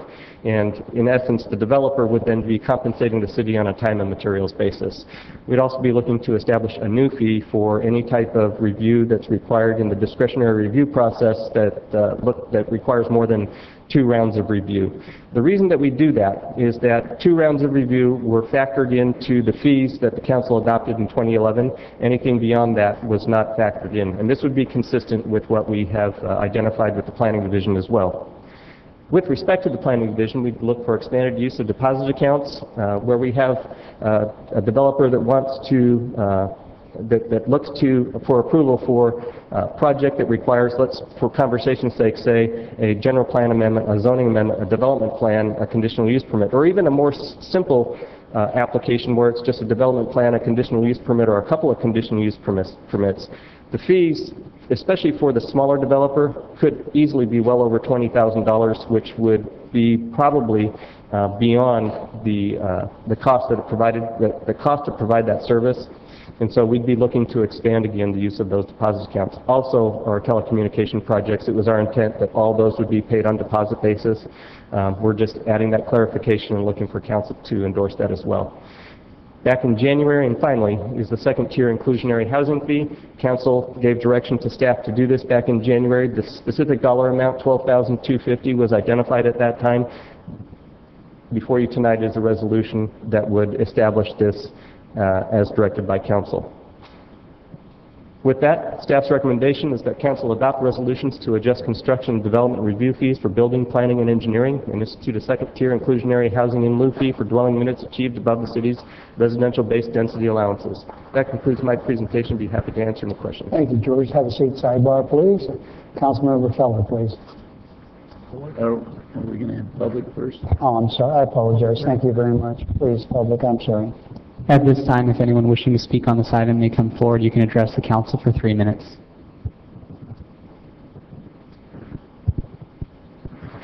I see none, and with that, I'll close the public hearing and come back to Councilman Feller. Thank you. I move staff's recommendation to adopt these resolutions and get her done. I will second that. Thank you. And with that, Councilmember Kern. Okay, Councilmember Sanchez. Thank you, Mr. Mayor. There's only one piece that I object to, and that is when it comes to the second tier. We traded off the conditional use permit. We spent so much staff time, community time going through and doing, coming up with design criteria, community design criteria to be added on via conditional use permit. And now what we're basically saying is if you pay this amount, you don't have to go through this CUP. And I really was very concerned about that. No city that I know of has ever given up its power to do a conditional use permit. So that part I will be objecting to. So I'd like my objection regarding the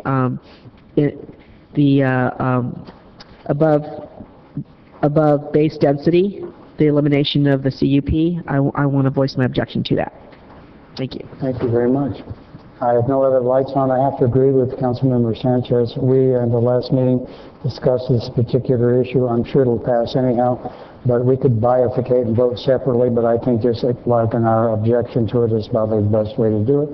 With that, I really support the rest of it, so here with Mike's suggestion, I'm opposing the inclusionary housing fee because of the CUP, and please vote.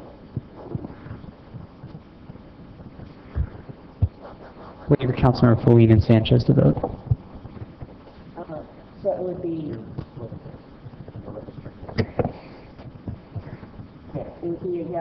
Yes, with the objection from Mayor Wood and Ms. Sanchez. So that's the third of the resolutions that you should be marked as a no on for the inclusionary housing in lieu fee. Yes, sir.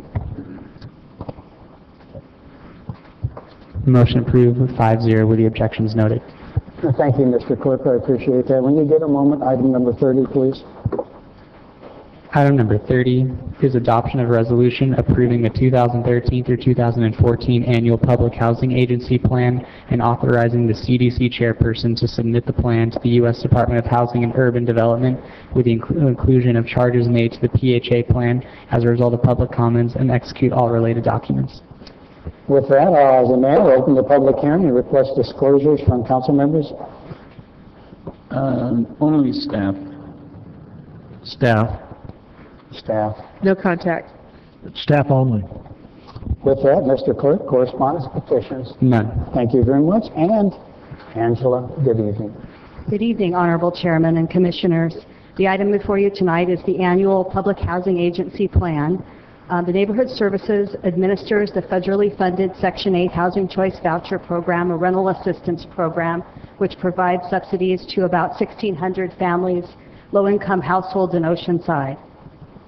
HUD requires that we hold a public hearing and ask for the board, the commission, to approve the annual plan. There's a 5-year plan that addresses the agency's mission and goals, and it's been included in your packet. That was approved in 2010. The annual plan addresses the agency's operations and services, and it's the plan for 2013-2014. As I mentioned, we assist approximately 1,600 low-income Oceanside households. The participants pay a portion of their rent based on their income, and the balance is paid directly to the rental owner by the Neighborhood Services Department. The PHA plan also includes something known as the Family Self-Sufficiency Action Plan. That's included in your packet. Up to 100 of our voucher participants are enrolled in that program. That's a program within Section 8, whereby we assist those participants to develop plans for self-sufficiency. Their goal is to become employed and become independent of welfare assistance. Just a few statistics, just so you're aware of what is happening with the program. We have about 5,500 families on our waiting list. That represents more than a 6-year wait at this time. Our average income for households in the program is around $16,000, and the average subsidy per month is about $872. So it's a rather deep subsidy program helping very low-income households within the city. The HUD regulations require that a public hearing be held after a 45-day public comment period. That's why I'm here tonight. And in addition, HUD regulations require that a resident advisory board participate in the planning process in developing the plan. And we did have 3 members, or 3 of our participants participate on the resident advisory board. And the resident advisory board made a couple of recommendations which are included in the staff report. With that, I'm not going to go into a whole lot of detail, but would be happy to answer any questions. Staff is recommending that the CDC adopt a resolution approving submission of the 2013-14 annual PHA plan and authorize the CDC chairman to submit the plan to HUD with the inclusion of changes made to the PHA plan as a result of public comments and execute all related documents. And I'd be happy to answer any questions. Angela, seat sidebar, and we'll see who goes from there. Public, please. Any members of the public wishing to speak at this time may come forward for 3 minutes to address the CDC. Mr. Clerk, I see none. With that, I'll close the public hearing. Come back to the council. Councilmember Feller, please. I move adoption. Second. Thank you. No further comments, I see, or lights, so please vote. Motion approved, 5-0. Thank you very much, Mr. Clerk. Thank you, Angela. I appreciate it. Thank you, Marjorie. With that, I see item 34, please. Item number 34 is a request by Councilmember Kern to communicate opposition to SB 7 Steinberg Charter Cities unlawful conditions on state funding to the chair and members of Senate Committee on Labor and Industrial Relations, Senator Anthony Canella, Senator Mark Weiland, Assembly Member Rocky Chavez, Gareth Elliott, Legislative Affairs Secretary, Office of Governor Jerry Brown, Alma Perez, Consultant, Senate Committee on Labor and Industrial Relations, Chris McKenzie, Executive Director, League of California Cities. Thank you. Mr. Kern, it's your item. All right, thank you. Once again, the state legislature is attacking charter cities. They did it a couple years ago with SB 922. This time around, they're attacking with SB 7. I am moving to actually submit this letter On behalf of the city, to what the clerk has said to those people, everybody has a copy of that letter I gave out. I think the clerk has a copy. For those that don't know what it is, let me read it. To the Honorable Darrell Steinberg, Senate Pro Tem, President, State Capitol, Room 205. Opposition SB 7 Steinberg, Charter Cities, unlawful conditions on state funding. Dear Senator Steinberg, the City of Oceanside would like to take this opportunity to inform you of our strong opposition to your SB 7 Steinberg, which prohibit a charter city from receiving or using state funding or financial assistance for construction projects if that city has a charter provision or ordinance that authorizes a contractor not to comply with the state prevailing wage law requirements on local projects funded by non-state city funds. This measure violates the fundamental principles of local control and the constitutional limits of state authority over charter cities.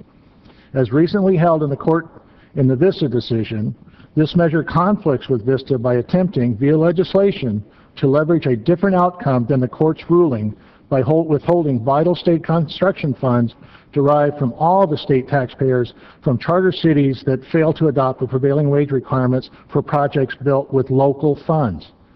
Such a condition is unlawful because the state is seeking to leverage outcomes it lacks the legal authority to compel.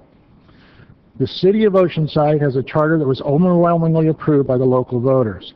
Our charter has opted not to impose state prevailing wage requirements because of significant cost savings it affords by using competitive local wages in place of the state mandated rates. The state Supreme Court has held that this is clearly a municipal affair and that the state has no authority in this area. This measure would establish a disturbing framework for future state micromanaging city charter laws and policies by tactics of withholding state funds as political leverage to attempt to force changes on city charters and ordinances. For these reasons, the City of Oceanside strenuously opposes this legislation. That's the letter I'd like to submit, so I want to make a motion that we submit that letter. Second. Okay, and now we'll hear from the public, and I'll hear from my colleagues, and then I will close.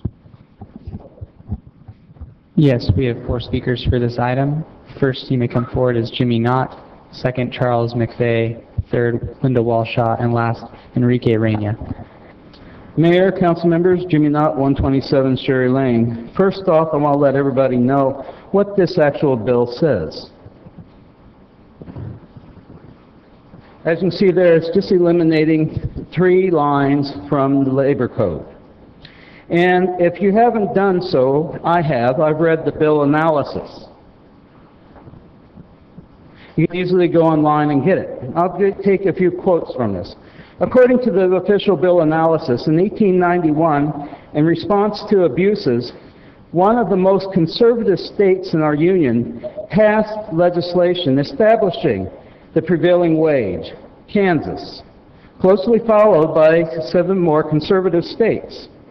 Then in the Great Depression in the late 1920s and 30s, like in our time, reactive conservative governments began contracting public projects at the lowest bid and wages.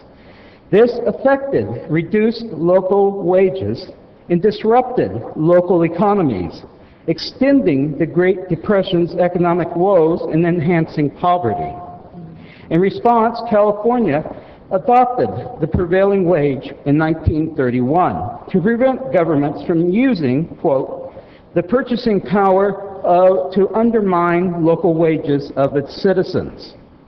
The prevailing wage law is, quote, is critical to delivering of a quality construction product because it encourages contractors to perform the work with an efficient, skilled, and streamlined workforce, ultimately creating long-term cost savings to the taxpayer and deter the underground economy and low-road construction models driven by unscrupulous contractors. That opposition to prevailing wages produces an anti-quality creep. Currently, there are 44 trade groups that are taking and they're supporting this. There are only 5 that are opposing it. The rest of them are just charter cities who basically are running in fear of this. And there are other cities and charter cities that actually do support it. It's written into their charter amendments. So what I'm asking is I think you need to stop, put your feet down, and actually look at what the economic impact this will be. I think Kansas, which has been the most conservative state in our union that set forth this, has set an example for us. And I think that you need to stop and look at the economics of this and how it will affect Oceanside.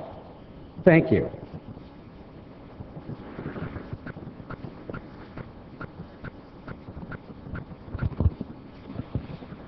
Good evening. My name is Charles McVeigh. I live at 200 North El Camino Real, Oceanside. Mayor, council members, I urge all of you to support Senate Bill 7, which if passed will add Section 1782 to the Labor Code relating to public works. It will prevent council members from undermining the wages of its citizens. It does not take a rocket scientist to know how critical it is to guarantee quality construction products by encouraging contractors to perform with efficient, skilled, and well-organized workforce that will be, in the long run, create cost savings to the city taxpayers. It will deter the poor work performance by unscrupulous contractors. Many studies and policy research has confirmed that the prevailing wage is an effective driver for local economy growth. Cities with prevailing wage exemptions have not generated quality, nor have they seen cost savings they promised. Most have seen costs go up because of substandard construction performed by unqualified contractors. Without prevailing wage protection, workers are pushed into more subsidies such as health care, housing, and other services because you have put them out of work. Employers who pay workers the prevailing wage subsequently hire skilled workers who invest in their training and support apprentice programs in order to replace retiring workers with qualified workers. Prevailing wages ensure workers will financially support their families, thus keeping them off of welfare, such as food stamps, Medicaid, etc., and they contribute to the local economy.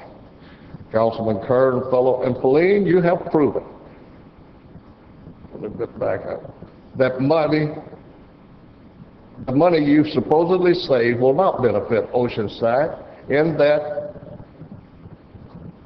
you hired 25 workers from Arizona for lower wages, thus throwing your own constituents under the train. The workers from Arizona will spend their money back in Arizona to support their families. Thus, their city and state will benefit while Oceanside and California loses. Think about this. 25 local families will have to have probably received some sort of subsidy because their hard-earned tax dollars went to workers out of state instead of supporting them. We all need to support this addition to Senate Bill 7 so this will not occur again. These workers, they get paid for the day. They only get paid for what they work. They have no holidays. They have no sick leave. They have no vacation time. They do not work all year long. They have to look for a job when one is through, so they need the money. I'll bet it's safe to say that you would oppose having your position go to the lowest bidder, although for three of you, it would probably be a good idea. Thank you. Thank you. Good evening.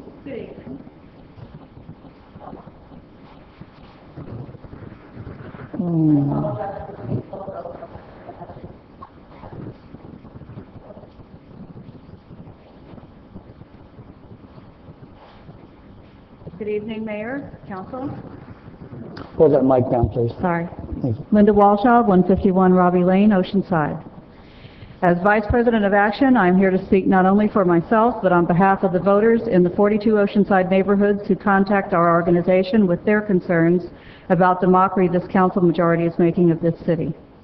If Mr. Kern, Mr. Feller, and Mr. Feline had their way, Oceanside would just stop holding elections at all. Every week, they continue to make it clear that they are beholden to their financial backers, the building industry. And despite the outcome of elections, 2-1 against Mr. Kern, or how many voters sign petitions, twice the signatures needed for Prop E, or the hundreds of citizens who show up to speak out at council meetings, this council majority will stay on their predetermined course, completely ignoring the will of the people who elected them to this dais. During his campaign, Mr. Kern talked about the need for jobs here in Oceanside and stated that planned development projects he supported would bring those construction jobs to Oceanside workers. At recent council meetings, we learned that those promised jobs have been given to out-of-state workers instead. Oceanside families desperately need those jobs, yet the developers responsible for the hotel projects under construction have brought in workers from Arizona so they can pay them less. Tonight, Mr. Kern asks the mayor and city council to oppose a state law that would prevent charter cities from receiving state funds for public works projects unless they require contractors to comply with the state's prevailing wage laws. Oceanside is a charter city, a charter that was written not with public input, not by our city attorney, but by a lobbyist for the building industry. Apparently, Mr. Kern and this council majority have a problem with paying workers appropriate wages as required by the state law, and intend to continue to allow developers to give Oceanside jobs to out-of-state workers. We, the voters of Oceanside, have a better idea. We intend to deprive Mr. Kern and Mr. Feline of their jobs at the first available opportunity. Once unemployed, perhaps then they may understand how important it is to receive a fair wage for a day's work, a concept they've clearly forgotten. Maybe then they'll grasp the necessity of preserving affordable housing for seniors, why we need paramedics and how much it costs to ride in an ambulance, why it's critical to protect our food supply by saving Morrill Hills from development, and why we shouldn't place a toxic landfill on our main source of water at Gregory Canyon.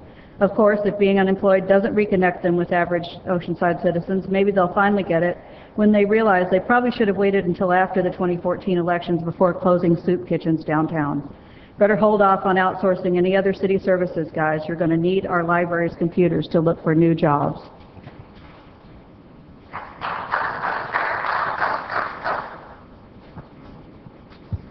Enrique Rania may come forward and speak at this time. Thank you. Almost forgot. I'm a little tired. I've been up since 4. Pull the mic up a little bit for you, I should say. Okay, thank you. Is that good? That's good. Okay. Well, first of all, I'll introduce myself, Enrique Reyna, born and raised in Oceanside. Proud to say it and proud to be here. First off, again, I apologize if I'm a little tired today. It's a long day. I'm sure you guys have had one. I've been up since 4 walking picket lines in our backyard for the unemployed in our local city. On behalf of the employees on the job site that's here. That's a private job site, but that was passed through, the development was passed through this city council. With promises of jobs, with promises of local community flourishment. So again, I apologize if I'm tired. But I wasn't too in tune with what the SB 7 law is, but I'm going to urge that this council support it. I'm also going to urge that it not send a letter that Councilman Kern has shown to his constituency. But I was really more interested on what Councilman Kern wanted to communicate in opposition to SB 8, or basically in opposition to prevailing wages. Prevailing wage is a law that was set years ago. Don't ask me when it was. I don't know. But I know it's been around for a long time. And I believe my fellow citizen here made that a little bit more clear earlier. But this is in opposition to a law that makes employers, developers, and construction management companies pay a livable wage depending on what is the prevailing wage around. That's all it is. So that the cost of living keeps coming up with with what management's making and what the industry holds. I'm not an economics major, but I believe that sounds like a fair law. Councilman Kern, and I'm not sure where the other councilmen stand, I know where maybe a few do, but are in opposition to this law. They say that it won't make companies competitive. I don't know if what they mean by competitive or by not having laws protecting workers, and I don't know if Councilman Kern ever had the honor to be a worker and a working man, but when the employers say competitive, they say if you don't like the wage I give you, there's the door. There's someone else willing to do it for less.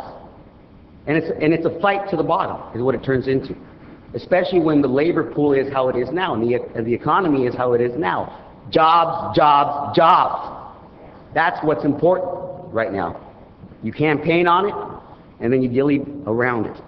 So I was really curious to see what his opinion was on that. But again, competitiveness in the workforce, these laws are needed. I saw this council just vote in a law to install more fees on, second-tier fees on construction.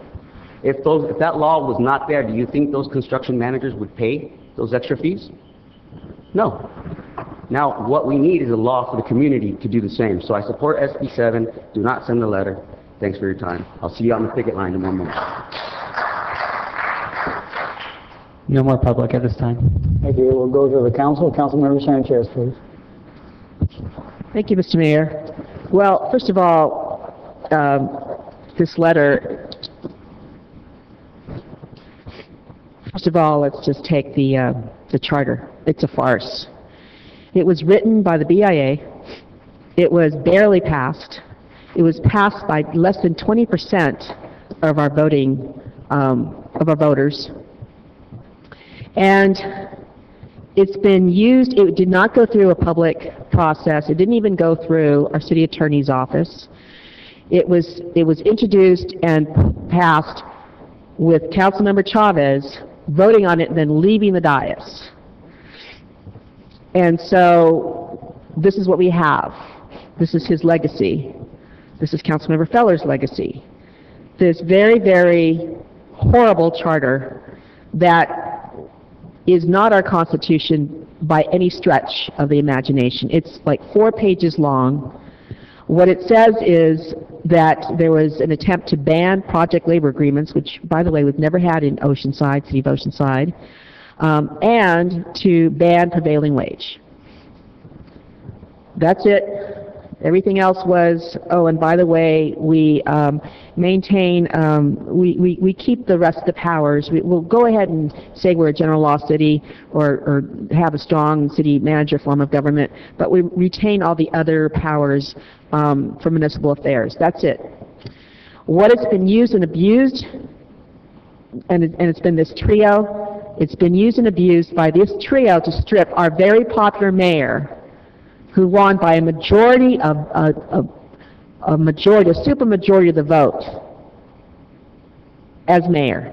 And all they've done is use it and abuse it to strip him of his right to lead the city of Oceanside. This letter is inaccurate. It was apparently not even written. I should ask our city attorney. Mr. City Attorney, did you approve of this letter? I didn't review the letter. It says League of California Cities letter. The source of this letter is the League of California Cities. Okay, so our city attorney did not approve this. Well, I wasn't asked to review and approve it. Okay. This is the League's letter. Okay, thank you. Well, it actually misstates what that case says. Bottom line is we already have a law, a couple of laws, SB 829, SB 922, that basically say that if you have a ban on project labor agreements, then you do not get state funding. It went into effect. In fact, it will become effective January 2014. Excuse me, 2015.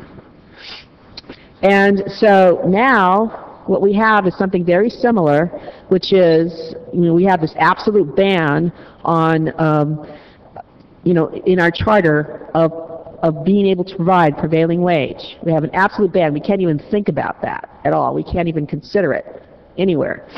And that ties our hands. And I believe that's illegal. So what this SB 7 does, it says that if you have a ban on providing prevailing wage, which basically means hiring your locals for these jobs that we're creating, if you have that ban, then you do not qualify for state funding. It's the same thing as saying if you have a complete ban on project labor agreements, you shouldn't have state funding. I agree with this. I agree with exactly what SB 7 says. Do you know why? Out here we have a project. We have, as a council, been talking about creating jobs, passing project after project, believing that we were creating jobs for our locals, our citizens here in the region, to be able to to be able to provide for themselves and also for the local economy. And what happens? We've got this project, this is the one of 5 blocks that are being developed. This one block, the hotel, hiring 80 people, iron workers from Arizona. The city of Oceanside loses. It loses by keeping the unemployment rate, and it loses by the local economy. That money goes back to Arizona. Why would we want to subsidize that? Why would we want to agree to something like that? Well, if that happens in the private sector, and we say we want the lowest responsible bid, that's going to happen here, and it should not. We're here about our local citizens. You've just heard what it means when we talk about prevailing wage. It simply talks about studies that look at what the wages are in a particular area, and then it says this is the cost of labor. This is a fixed cost of labor, so everybody knows what those labor costs are ahead of time. That is a fair thing. That's fair. Now, if we're really talking about ensuring continued economic success, prosperity for the city of Oceanside, we should not be afraid of this. We're not even talking about, and they're going to try to make it about labor unions, we're not even talking about that. We're talking about putting our people to work. Our people, our residents. We should not be subsidizing either City of Oceanside or the state of California projects and people who come to work from Arizona. That does not make our community economically successful. So I'm really cannot believe that this letter was even put. Also, I have to say that Councilmember Kern has from time to time said he believes that we should not even take a position on legislation. He voted against taking a position when the mayor and I said we need to take a position against taking out rent control at the state level. And these guys said no, they didn't want to take a position. Well, now they're saying they want to take a position. That's really inconsistent. They constantly say, well, we don't want to take a position on legislation. Well, they're breaking their promise, or their promise on taking positions, and on top of that, they're voting against our residents and our residents' ability to have jobs. This is set on the agenda to send a letter to the chair and members of the Senate Committee on Labor and Industrial Relations. I called. They had their hearing today, and I called, and it actually passed. It's already passed. So, and I've had a chance to talk to Alma Perez, the consultant from the Senate Committee on Labor and Industrial Relations. She was the one that told me that it passed. So, in fact, there's a lot of support for this, and there should be. There should be, because this is about citizens of the state of California, citizens of Oceanside, and being able to get jobs that we create. So I am absolutely against this. This letter is, it's laughable. You know, we do not have a charter that was passed overwhelmingly. We don't really have a real chart. This is not. I'm definitely going to attach a copy of it so that they know what a farce it is.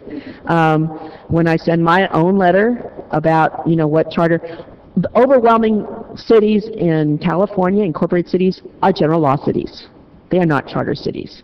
This is going to level the playing field for all our cities so that all our communities can get back to the job of creating jobs for their residents. Thank you. Councilmember Feline, please. Thank you, Mayor. I can say as someone who has studied economics extensively and has it as part of my degree, if some of these speeches had been submitted as papers, they would have gotten an F. The idea that the government can control wages in markets, that's the plan that failed in the Soviet Union. It's the plan that's in the process of fate. I'm sorry, please shut up. It's my turn to speak. Mayor, can you control the crowd, or am I going to be interrupted through my speech? I'll try to work on that, thank you, sir. Well, are you going to... Well, you're offending the crowd, I'm sure, but I said let him finish his speech, thank you. Well, no, it's not acceptable. You know, we have people being rude and out of control, and they seem to have the right to behave like spoiled little children who want to interrupt people who speak because they don't want to hear any opposition view, and it's your job to run the meeting to keep the crowd under control. Well, I'm sorry, you've taken most of my power away, so I haven't had time to do that. I think... Ladies and gentlemen, let us finish because it's getting late.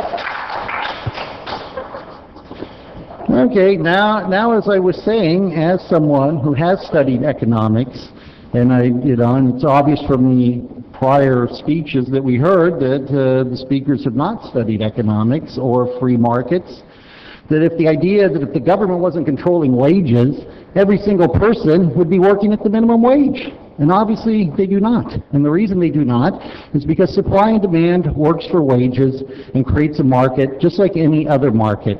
And yes, when an economy's in recession and demand goes down, then prices for the supply also has to go down. That applies for labor as well. And I'm not aware that the city has any power to control who a developer hires or does not hire. We don't have that within our capacity. So the issue of where people come from jobs is irrelevant to the city. Now, I don't know if that means that if someone's in Illinois and they want a job in Texas, or is Texas supposed to be stopping people from coming across the border and applying for the jobs that are there? It's kind of ridiculous to think that states should be doing that sort of thing. It's been the history of America. The people move to where the jobs are. That's called labor mobility. Now, as far as the charter goes, it's interesting that the mayor's election is somehow a supermajority, but yet the charter election is barely passed, but yet the charter passed with a larger percentage of the vote than the mayor did. So I certainly don't understand the abuse of the English language we heard with that. And the charter was passed by the people by over 55%, I believe. And the people have spoken. And when the charter did pass, Mr. City Manager, didn't we have 2 or 3 projects that were immediately rebid and saved approximately $800,000? There were several projects that were rebid. I don't remember the exact savings because one of those projects was redesigned. We can easily say hundreds of thousands of dollars. Now, one of the projects that was built prior to the charter passing was the kitchen, the senior center, and the kitchen wasn't able to be completed because of the prevailing wage requirement. Had we been under the charter city, the senior center would have been completed in its entirety. And so with every project we do, not being bound by the prevailing wage that forces prices above what the market is, we would have to then cut the services we provide to our citizens. We'd have 10% less potholes filled, 10% less streets being built, 10% less on our capital improvement projects of every single kind. So this bill, if it gets implemented, directly attacks our city's ability to provide a better living environment for our citizens here, and better infrastructure, and a better quality of life. So I commend Councilman Kern for bringing this letter forward and fighting for our local control against an overreaching state trying to pander to special interests and strangle charter cities and lower our ability to attract businesses and create jobs by making it more difficult for us to create the infrastructure that does attract businesses and does create jobs. Thank you. Thank you. Councilmember Sanchez, please. Well, I just wanted to correct Councilmember Feline. We did have a project. It was the harbor bathrooms, and it actually went over budget, and we got a lot less. And the guy went out of business, and that was, our going out and, using non-prevailing. So, and by the way, I also took economics. You're not the only person. Thanks. Councilmember Feller, please.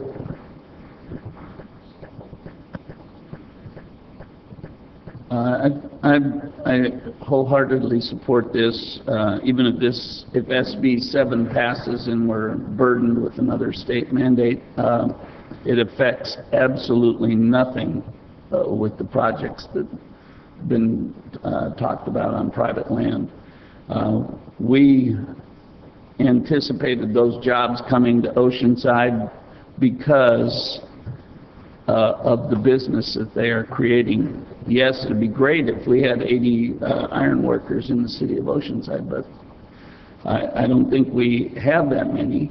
And you know, it's not our place to force unions on private business. And if you think that, you really are mixed up. It has no bearing on it, and we have no say on that. I think that we should just, I'd rather see this go to every senator and assembly members to make sure that everybody gets our feeling. You know, if we need to all sign it, that's fine. You know, I'm probably guessing a couple of people won't sign because they've been down threatening the new building, the people that own those blocks, that they won't support any projects going forward. So, you know, I think we need to move forward. So. I guess my last comments, because we're getting late and go forward. I won't support this. I won't sign it either. This has come up on several occasions here at the council, and I will tell you this. I think it's appropriate for any representative in any city, including ours, to send letters to whoever they want. I'll send them, they send theirs, but I'm not going to send a letter representing the city council or the city of Oceanside on this. I won't sign it. So I suggest they all send their individual letters, and we'll send ours, and whatever people you wish to send it to. I won't, because I also don't agree. For one reason, we have a terribly flawed charter city in Oceanside. Has been misused for inappropriate things, and it should be gone. So I don't want to represent this city on any charter city, especially with our flawed one. And as for these three gentlemen, I'm not going to knock them, but I am really pushing the issue. I think Councilman Sanchez says. We really haven't had a prevailing wage issue in the past. It's been a problem, but I think you also understand the living conditions in the Southern California are very expensive, and it has to be prevailing living wage. I think that's what it's about. And I think that we saw here, if you didn't support this, your city would probably not get state funding to some extent. I also noticed who they sent all the letters to, which are Republicans, basically. And as you know, who generally rules the state of California and Washington, D.C. And it's generally Democrats, so I'm not sure where this will go. And Esther indicated it's already passed. My point is, on any issue, believe me, on any issue, individual council members can send letters to whoever they want. But I'm not going to send a letter saying the city of Oceanside says this, because the city does not agree to this. Like I say, in a roundabout way, she covered it, and Mr. Flynn voted on it and said it. You know, I'm representing a large number of people that voted for me, and I'm not sure they're saying I want to do this either. So I'm not going to do it. I'm not going to sign it. I think the verbiage needs to be changed. It's not accurate. And don't send a letter saying you represent the city of Oceanside in a whole, because there won't be a mayor's signature on it, and I will not do it, but I'll be sending my own letters to whatever people that are appropriate. And let's do it that way. We don't have to argue it over it. Send a letter to whoever you want on any legislation you want. It's nice, and it's got power of a signature of all five of us, but there's conflict. So I argue over it, send your own letters, I'll send my letters, whatever. And it just kind of does the same things without arguing over it. And you just send it to the appropriate people. I'm sorry, but we have a totally flawed charter city, which I hope will be gone soon, hopefully by 2014. With that, I guess we'll have to say to, whose item was this? I'm sorry, Mr. Quinn? You're the last closing person. Thank you. Interesting comments. I just, took a few notes, and I just want to comment on those, and then I'll close. We live in a global economy. The idea that the people that are building that hotel are out of Utah. The idea that, and they come to California, they invest, and they hire people wherever they can get them. Part of it has to do with there's only 6% union membership in the United States now. It has dropped dramatically in the last few years. California is slightly higher, but it's not much higher. So the idea that, and I think it was alluded to twice, once by the speaker and once by Councilmember Feller, no matter what happened, that project did not come under government control. That was a private contractor on a private property building a private project. Whether SB 7 was in place or not in place, it had no effect on that project. So the idea that you try to tie that into this, it just doesn't make sense. As far as me working, I actually was a finish grader and I graded Leisure Village, Ocean Hills for years. I drove a Massey Ferguson 30 tractor and I graded most of Ocean Hills. That was way back in the last century sometime, but I did get out every day, get on a tractor and work in construction. To comment on Councilmember Sanchez's idea that we don't oppose legislation, that's what we do oppose. What she was talking about was Proposition Ballot 98. And I said that since it's going to go to the vote of people, the city of Oceanside should take no position on that because the people are going to vote on that directly. This one here, the people don't have a chance to vote on it directly. It's going through the legislators, and we have to let them know how we feel here in the city of Oceanside. So the last time, and we have a very elegant, simple charter. And actually, our charter was actually taken and put through El Cajon, and no problems there. To follow up on a couple things that Mr. Knott said, and thanks for the history lesson, but yeah, prevailing wage was put in 1931. Charter cities were exempted in 1932. So if we stick with the history and we stick with tradition, this legislation should never have been brought forward. Since 1932, charter cities have been exempted from prevailing wage laws. So the reason that this is coming forward now is that after the Vista decision, there's about 30 other cities in the state of California are thinking about writing charters. So that's going forward. And as far as letters of opposition and letters of support, 30 cities have already sent letters of opposition. I talked to the mayors of Vista and the mayors of Carlsbad. Vista sent their letter in last week. Carlsbad will probably have theirs in within the week. Both are charter cities, both are opposed to this. So the idea that part of this has to do with not just the prevailing wage, but also has to do with charter cities determining their own laws, determining their own purview of what they can do. As written, SB 7 would prohibit charter cities from receiving state funding on any construction project because we provide that we actually don't have prevailing wage on projects that we self-fund. So we sell bonds, lowest responsible bidder, small projects like that. And the Vista case stated that cities are allowed to do that. And that's why I think this law is unconstitutional. It's a way of the legislature trying to get around what the court has said. The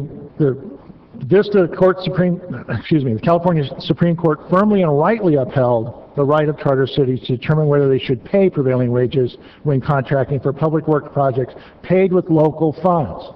Now, if the state comes in and provides money for projects, those funds will go to pay prevailing wages. So this just deals with our funds, our money, our local taxes.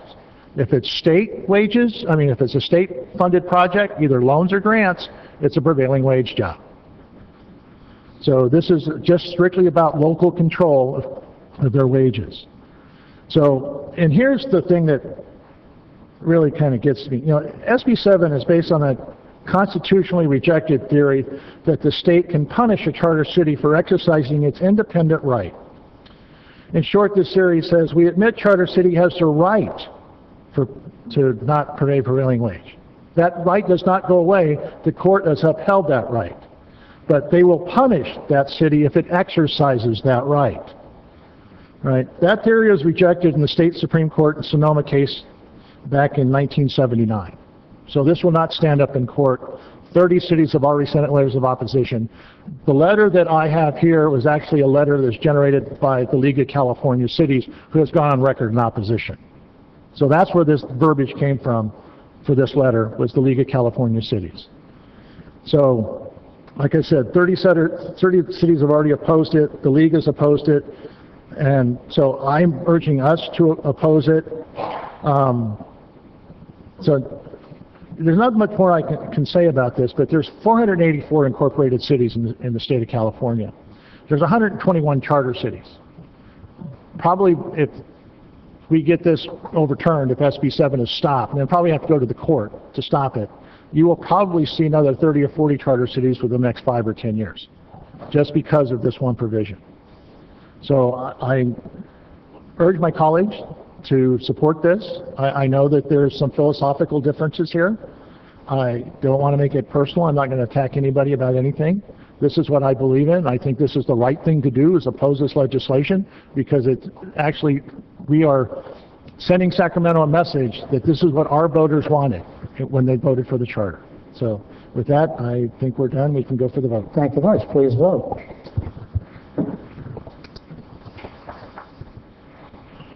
Motion approved, 3-2, William Sanchez, no. Thank you, Mr. Clerk. And correct me if I'm wrong, I think we just have 22 through 26 council reports. I covered everything else, I think. That is correct. Why don't we do that quickly? I appreciate it. Meeting with Mayor Wood. Thank you. Ladies and gentlemen, beautiful weather out in the valley where we live. I felt like a summer. I got up to the top of the hill for the fog bank, and I thought I was in another jurisdiction, I'm sorry to say, but it was a little cold out there. But, you know, we had some great days there for a while, and hopefully things improve. We always can use the rain. I don't have much to say. We go to a lot of things. I go to them, the rest of the council go to them, and we try to do the best we can for our citizens. I only have one item. I want to congratulate Angel Lopez as being chosen by the Boys and Girls Club of San Diego County for the Youth of the Year. Youth of the Year is a primary recognition by the program of the club's member, promoting service to the club, the community, academic success, a strong moral character and public speaking ability. So I want to congratulate Angel on this wonderful success. That's all I really have. Let us go home early once and see our families. Councilmember Feller. Thank you. We had the dedication ceremony for the new bridge crossing the river for Dan Besant. It's now Dan Besant Memorial Bridge. Well attended, very emotional ceremony. Councilmember Kern will talk about Robert Maxwell Field. I attended a 3-year anniversary for his house congregation on McDonald Street. They were, they're, I believe, doing great things in the city of Oceanside. We had the library appreciation, staff appreciation breakfast this morning. The OPD employee recognition luncheon, and Hello Betty is the new restaurant that Sage Group is putting in the hotel. It's a great new hotel we have downtown. It's under construction almost as we speak, and I think we're in for a great new restaurant in that hotel. State of the North County address is tomorrow with Supervisor Bill Horn, and I think we've had a couple of birthdays, Caleb and Noah. We have Daniel coming up, and that's it. Thanks. Councilmember Feline. Thank you. Had the privilege of attending the opening of Brother Benno's thrift shop, and I would encourage anyone who wants to support the wonderful work of his organization done in his legacy at 3955 Mission Avenue. Visit there. There's plenty of excellent things to buy, and it goes for a good cause. And when I walked through the door, it was a lot more than I was expecting from a thrift shop. It certainly has a wow factor. and I would encourage you to go. Had the privilege at lunch today of attending the 9th annual member recognition luncheon for the Oceanside Police Department, and it's always great to recognize the good work that's going on and support our police. Also, this morning we had the library employee recognition breakfast, and I'm always impressed at the enthusiasm and excitement that the library staff displays for their jobs and what the service they provide for the community. And we'll let Councilman Kern have the time, but I was privileged to attend the airport renaming ceremony, also the bridge renaming ceremony in honor of Officer Dan Basant. And on a regular basis, I do attend the Visit Oceanside meetings, their most recent one at Broken Yoke, and the monthly Main Street Oceanside and the Chamber of Commerce meetings to get the pulse of what our business community is doing in Oceanside and any needs they might have from the city. Thank you. Councilmember Kern. Thank you, Mr. Clerk.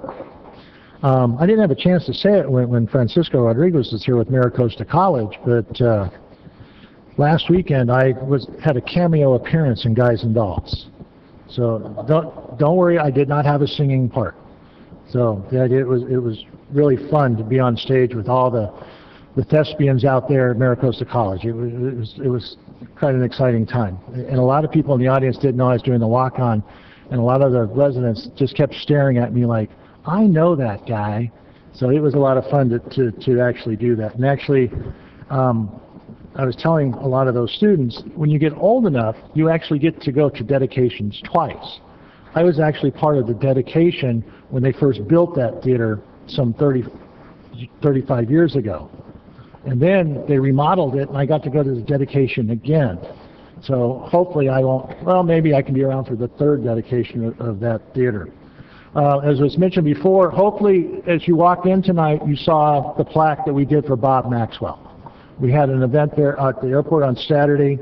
We probably had 200 people. I vastly miscalculated. I actually ordered 100 chairs, and we probably had twice that number of people attend.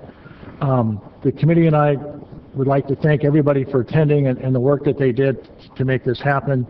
I really would like to, even though he'll never hear this, but Colonel Sam McNeil, who was the 61st Air Base Group commander out of LA Air Force Station, came down, and also Captain Gary Mays, the commander of Naval Base Coronado, was present too. So we had a great representation across all the services, but it was a really good event.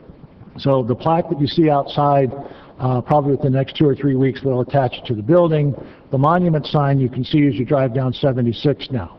I'm trying to get the Airport Association to re-landscape that now, and so to make it look a lot nicer. Tomorrow I will be attending my first San Diego County Water Authority meeting. I've been assigned to the Water Planning Committee, which is something I really wanted to do. So I think that's something that is going forward, and hopefully at the end of the month I'll attend the Aqua Conference in Sacramento. The only other one I have to say is that we attended the police recognition lunch today, and I really have to commend Officer Matt Lyons. This is the second time that he became the Oceanside Police Officer of the Year. I've known Matt for 15 years now. I knew him when he was in the Marine Corps before he got out and became a police officer. His children are actually in my school. So Matt's a great guy, very deserving, did a lot of hard work on East Side, Crown Heights, those areas there when the gang violence kind of spiked. So Matt was very, very deserving of that honor. So with that, thank you very much. Councilmember Sanchez. Thank you. And during the break, after we were talking about the fireworks, my aide got me the flyer about what we're actually doing on July 3rd, which is we're having our formal ceremony, and this is being sponsored by the Oceanside Neighborhood Services Department, Oceanside Public Library, Friends of Oceanside Parks and Friends of Oceanside Library, Chamber of Commerce, Visit Oceanside, and Main Street Oceanside. And it all starts at 11 o'clock on July 3rd, that's Wednesday, here at the Civic Center.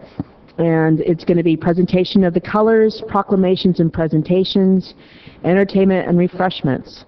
They're still looking for volunteers, so if you are interested in volunteering, please call 760-435-5041, 435-5041, or 760-435-5600. That's 760-435-5600. Speaking of my new aide, Jessica, could you come up to the podium? I just want to introduce my new aide, Christina. My former aide, Christina Sanchez, just had a baby, and her husband decided that she would stay home and raise her baby. So I was short again an aide, and Jessica and I have become friends in the last few months. Jessica, thank you very much for agreeing to work with me. Jessica is actually also an attorney, and she knows the area, knows some folks. We actually have some very common groups that we work with, and so Jessica and I will be working together with continuing to work with our communities. So thank you, Jessica, and welcome. And the last thing I wanted to say is, and I'm sorry, I have a cold, and I'm pretty congested. It's a head cold. But I do need to say, happy birthday to my mom. She turned 81 years young this past Sunday, and I was just really happy that we were still able to get all our family together and celebrate. My mom, wonderful, wonderful woman. I know I don't say I love her enough. She's someone that in my life, with what she had to do through her life, all the struggles that she had in terms of working, in terms of education, in terms of providing a home for us, and being able to and for her saying, look, I only went to school for 1 year. I want to give my kids the opportunity of education. She worked so hard. In the cannery, in the fields, in a rubber factory for over 25 years. Then at First Cafeteria, she was a woman that kept going, and yet at the same time provided for her kids. There was always a parent home during our upbringing. When she worked at Reeves Rubber, it was just Sacramento, she worked the swing shift from 4 p.m. to 12 midnight to make sure that her kids would have a parent at home. So my mom, very, very strong woman, a woman who cares a lot about her family, her community, and is the reason why I am who I am. Happy birthday, Mom. Thank you. Thank you, ladies and gentlemen. I appreciate you being here and the input. We're adjourned to a mayor council workshop regarding planning commissioner appointments on March 19th at 2 p.m. at this location. One last thing, if I may, for all of us. I would like to really thank our new city clerk. For such a short period of time, he's doing an excellent job. Thank you very much, Zach. I appreciate it. Thank you very much. Good night. Be safe.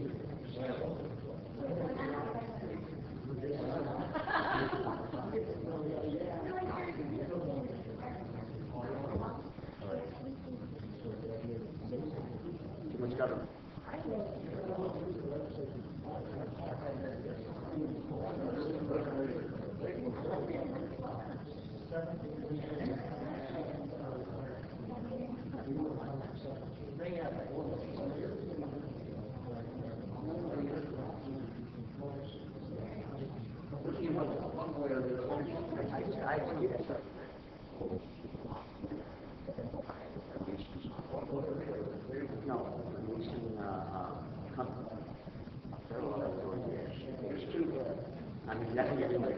Does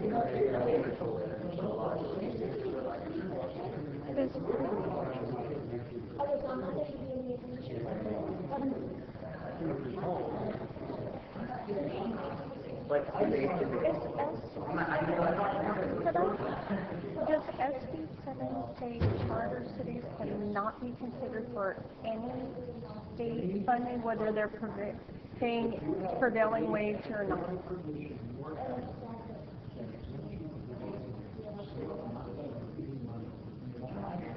And before you could say, before it was that the charter could say,